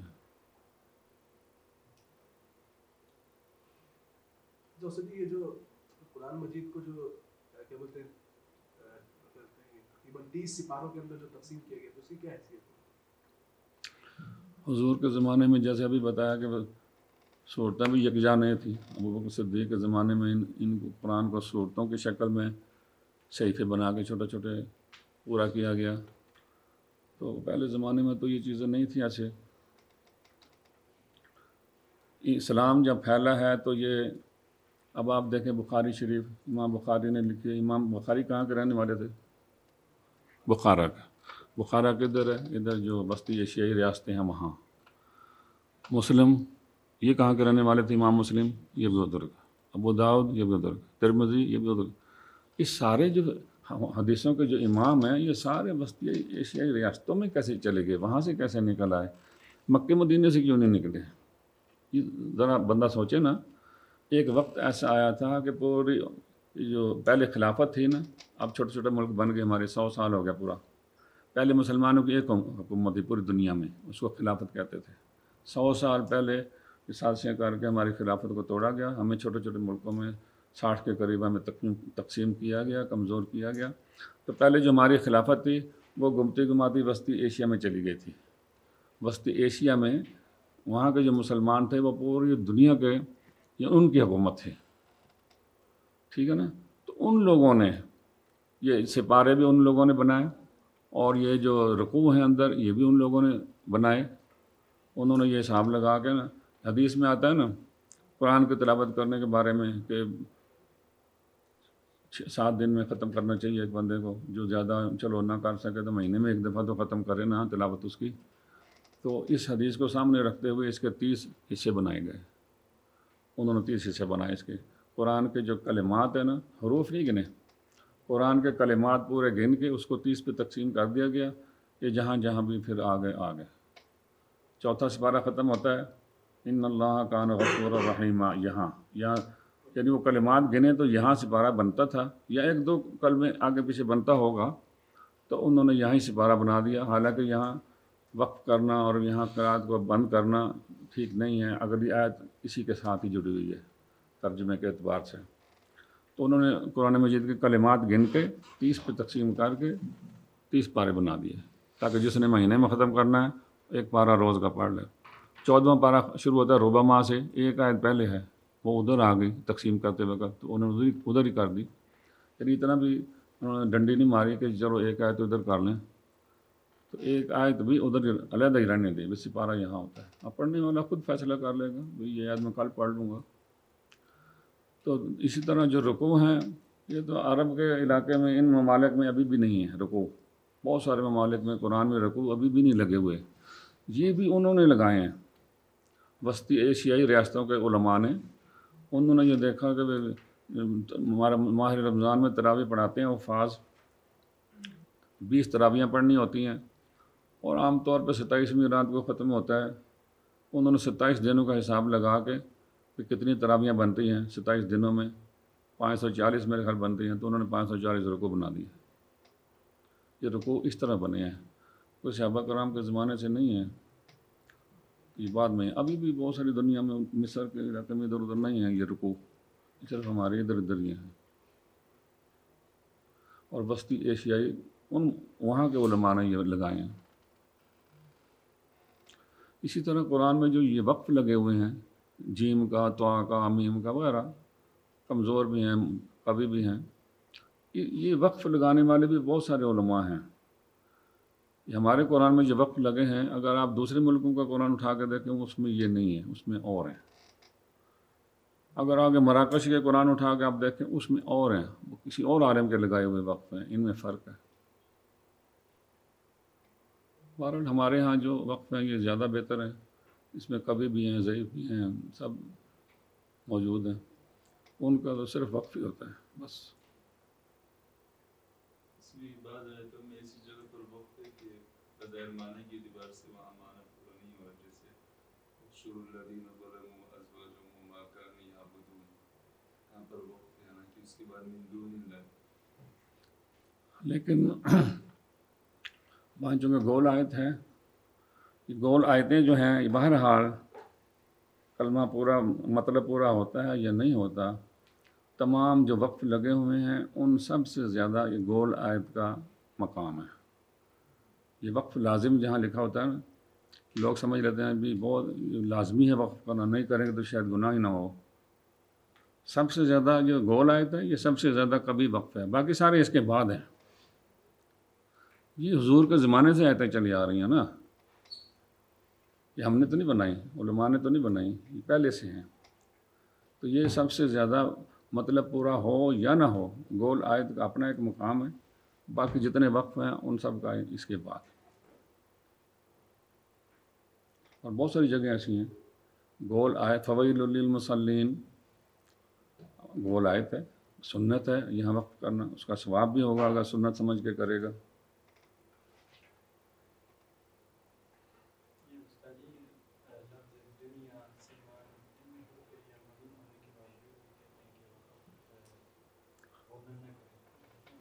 ہاں، نون ساکن کے بعد واو اور یا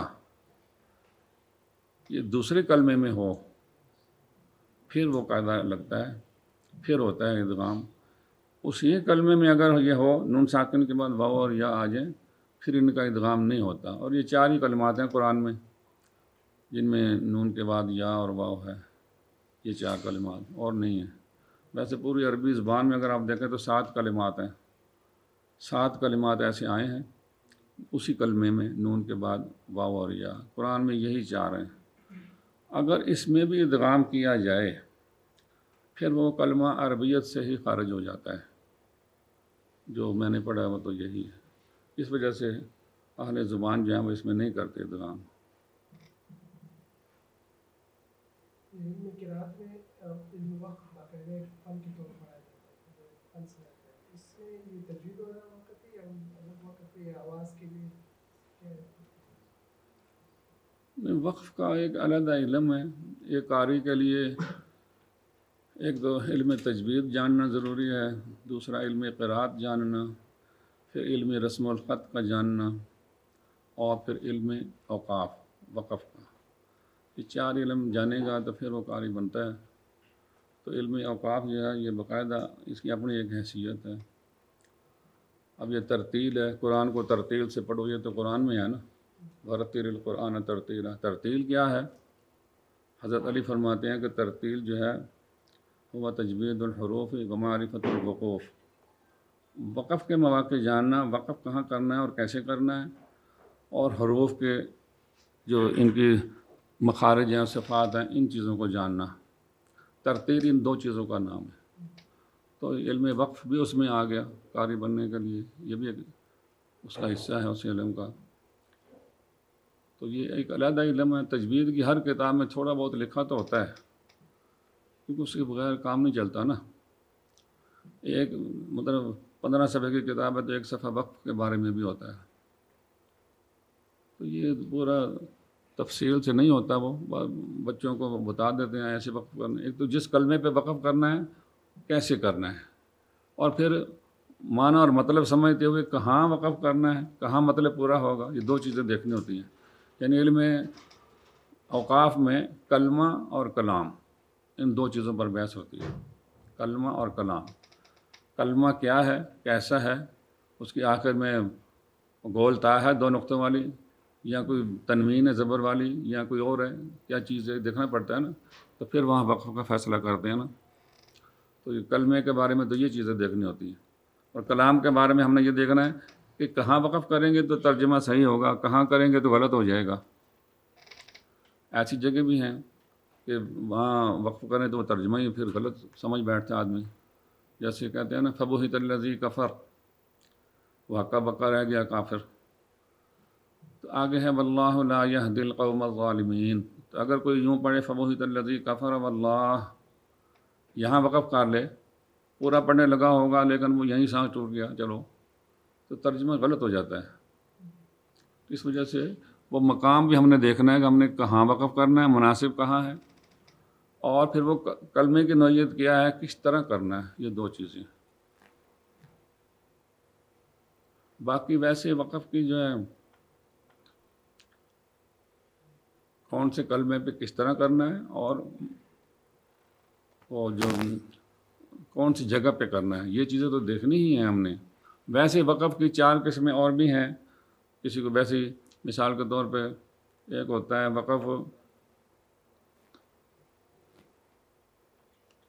وقف اختیاری، جو بندہ اپنے اختیار سے خود کرتا ہے. کہ جتنے میں ہم تلاوت کرتے ہیں جہاں بھی نشان آتا ہے وقف کا ہم وقف کر لیتے ہیں، اپنی مرضی سے کرتے ہیں. یہ تو وقف اختیاری ہے. ایک ہوتا ہے وقف اختباری، باس ہے، مطلب ہے دوسرے کو خبر دینے کے لیے. بھائی استاد اور شاگرد بیٹھے ہیں، استاد نے بچے کو سمجھانا ہے یہاں وقف کیسے کرتے ہیں، فلاں کلمے پہ کیسے کرتے ہیں، وہ پڑھ کے سنائے گا نا. یہ وقف اختباری، خبر دینے والا وقف. پہلے اختیاری تھا، یہ اختباری ہے. ایک وقف ہوتا ہے انتظاری، مطلب ایک بندہ تلاوت کر رہا ہے تو وہ چاہتا ہے بھی جہاں کوئی کلمہ بیچ میں آ جائے اور وہ دوسری قرات میں دوسری طرح ہے تو اس کو بھی وہ پڑھ لے. پہلے والے کلمے پہ رک گیا، اب اسی کلمے کو دوبارہ دوسری قرات میں جیسے ہے وہ پھر اس کو پڑھے، پھر وہی کلمہ اگر تیسری طرح بھی ہے تو وہ بھی پڑھے. یہ ساری وہ پورے کر کے پھر آگے چلے. یعنی وہ چاہتا ہے میں پورا قرآن پڑھوں جو پورا نازل ہوا اوپر سے سارے، تو ساری قراتیں بیچ میں آ جائیں. اگر کوئی اس طرح پڑھنا چاہتا ہے ساری قراتیں وہ کرتا جمع. وقف انتظاری اس کو کہتے ہیں. یعنی ایک پڑھ کے پھر ابھی انتظار کرو، پھر دوسرا پڑھے گا، پھر تیسرا پڑھے گا، پھر آگے چلے گا. یہ وقف انتظاری ہے. ایک وقف ہوتا ہے وقف اضطراری. آدمی کی نیت نہیں ہوتی وقف کرنے کی، موقع محل بھی نہیں ہوتا. کوئی کھانسی آ گئی، کوئی پڑھتے پڑھتے کوئی مچھر ناک میں منہ میں چلا گیا، یا کوئی اور ایسی بات آ گئی تو یعنی وہ پھر وہاں رکنا پڑ جاتا ہے. یہ وقف اضطراری مجبوراً، یہ وقف. تو یہ 4 قسمیں وقف کی ہیں ایسے. باقی یہ بہت مشکل ہے، یہ وقف کا جو علم ہے نا، جتنے لکھنے والے بیٹھے ہیں وہ پھر آگے ان کو بھی سمجھ نہیں آتا کہ ہم کیسے لکھیں اس کو۔ یہ بھی وقف کہتے ہیں، اب پورا قرآن تو بندہ ایک سانس میں پڑھ نہیں سکتا، وہ کہے جی میں الف لام سے شروع کروں تو والناس تک ایک ہی دفعہ پڑھوں، منع تو نہیں ہے، اگر ہے سانس تو پڑھ لے، کر لے، دیکھ لے، تو ٹھیک ہے، اس کو تھوڑا سا پڑھ کے رکنا پڑے گا نا۔ اس رکنے کا نام ہے وقف۔ اس رکنے کی جو شکلیں ہیں وہ 4 شکلیں بن جاتی ہیں رکنے کی۔ پڑھتے پڑھتے بندہ کہیں سکتہ کرتا ہے، یہ بھی رک گیا نا۔ پڑھتے پڑھتے سکتہ کیا، سکتہ کر کے پھر آگے پڑھ لیا، تو یہ سکتہ بھی تو رک گیا نا تھوڑا سا، ایک شکل یہ بھی ہوگی رکنے کی۔ اسی طرح پڑھتے پڑھتے ایک آیت پہ سانس لے کے پھر وہ تھوڑا سا سوچنے بیٹھ جاتا ہے، بھئی کتنا ہو گیا، یہ کل میں نے کیا پڑھا تھا، آج کیا ہے، یہ وہ قرآن کے بارے میں تھوڑا سا سوچتا ہے۔ اس کو کہتے ہیں سکوت۔ اس کے بعد بھی تعوذ کی ضرورت نہیں ہے، یہ بھی اس کا حصہ ہے پڑھنے پڑھانے کا ہی۔ پڑھتے پڑھتے کہیں غور و فکر کے لیے تھوڑا سا رک گیا ہے تو یہ ٹھیک ہے، غور و فکر کی ہمیں حکم بھی ہے، تو اگر کرتا ہے، کوئی اور دنیاوی کام نہیں کرتا، اسی پڑھنے پڑھانے کے چکر میں ہی کوئی نہ کوئی دیکھ رہا ہے اندر، تو یہ جو سکوت ہے اس کے بعد بھی تعوذ کی ضرورت نہیں ہے، تو یہ بھی رکنے کی ایک شکل ہے۔ اور ایک رکنے کی شکل وہی جو ہم عام وقف کرتے ہیں ضرورت کے مطابق، یہ وقف بھی ایک تیسری شکل ہے۔ چوتھی شکل رکنے کی یہ ہے کہ اس نے جہاں رکا ہے اس نے آگے نہیں پڑھنا، بس کرنا ہے، تلاوت بس کرنی ہے۔ یہ جو آخری رکن ہے نا، اس کو کہتے ہیں قطع، یعنی ختم کرنا یہاں۔ اب قطع کے بعد دوبارہ پڑھے گا تو پھر اعوذ باللہ پڑھنا پڑے گا۔ تو یہ وقف کی 4 شکلیں شروع میں یہ ہیں۔ تو یہ تیسری جو وقف میں نے بتایا جو ہم عام کرتے ہیں ان میں سے 4 میں سے ایک یہ ہے۔ پھر اس ایک ہی آگے قسمیں بن جاتی ہیں مختلف۔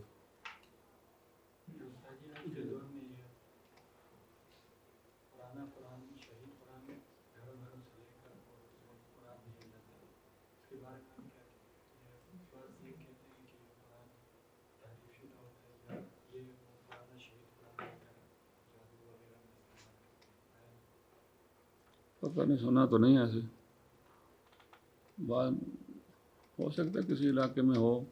اگر کوئی ایسی غلط قرآن دے گا، کتنے آدمیوں کو دے گا، پکڑا تو جائے گا وہ، ایسا ہوا تو نہیں۔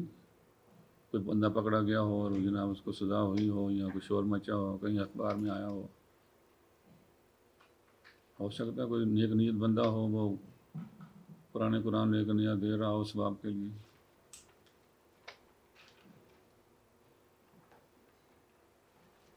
اس کے بارے میں مجھے کوئی علم نہیں ہے۔ ہاں جی، بس کریں ابھی، ٹھیک ہے۔ اور سب حضرات سے میں کیا کہوں، میں اتنا کوئی مجھے بولنا تو آتا نہیں ہے، آپ کے سامنے ہے جو کچھ ہے۔ ساری زندگی میں نے اب تک 45 سال چھوٹے چھوٹے بچوں کو پڑھا کے گزاری، تو ان بچوں میں بیٹھ بیٹھ کے آدمی کی عادت جو ہے نا بچگانا سی بن جاتی ہے۔ تو اگر میں کسی مسجد کا خطیب ہوتا یا کہیں درس ورس دے رہا ہوتا تو پھر میں اور طریقے سے بات کرتا۔ اب یہ کہ ہمارا فائدہ زیادہ ہوا، ہم نے اپنی ضرورت کی باتیں پوچھی اور آپ نے بتا دیا۔ چلو بہت مہربانی آپ کی، اگر ایسے ہو تو۔ بیانات کی ایک صورت یہ بھی ہے، سوال جواب کی صورت۔ ہاں، یہ تو چونکہ مجھے وہ بولنے والی وہ نہیں ہے نا، تو وہ میں نے آپ سے پھر پہلے ہی کہہ دیا یہی بات۔ اگر میری پہلے سے تجربہ ہوتا ہے بات کرنے کا، پھر تو میں یہی بات ادھر مسالہ لگا کے کر لیتا۔ ابھی زیادہ یعنی ہماری مقصد کی بات یہ آئی۔ چلو ٹھیک ہے، میرا اذان ہوگی، پھر 1:30 بجے جماعت ہے پھر آپ لوگوں کی۔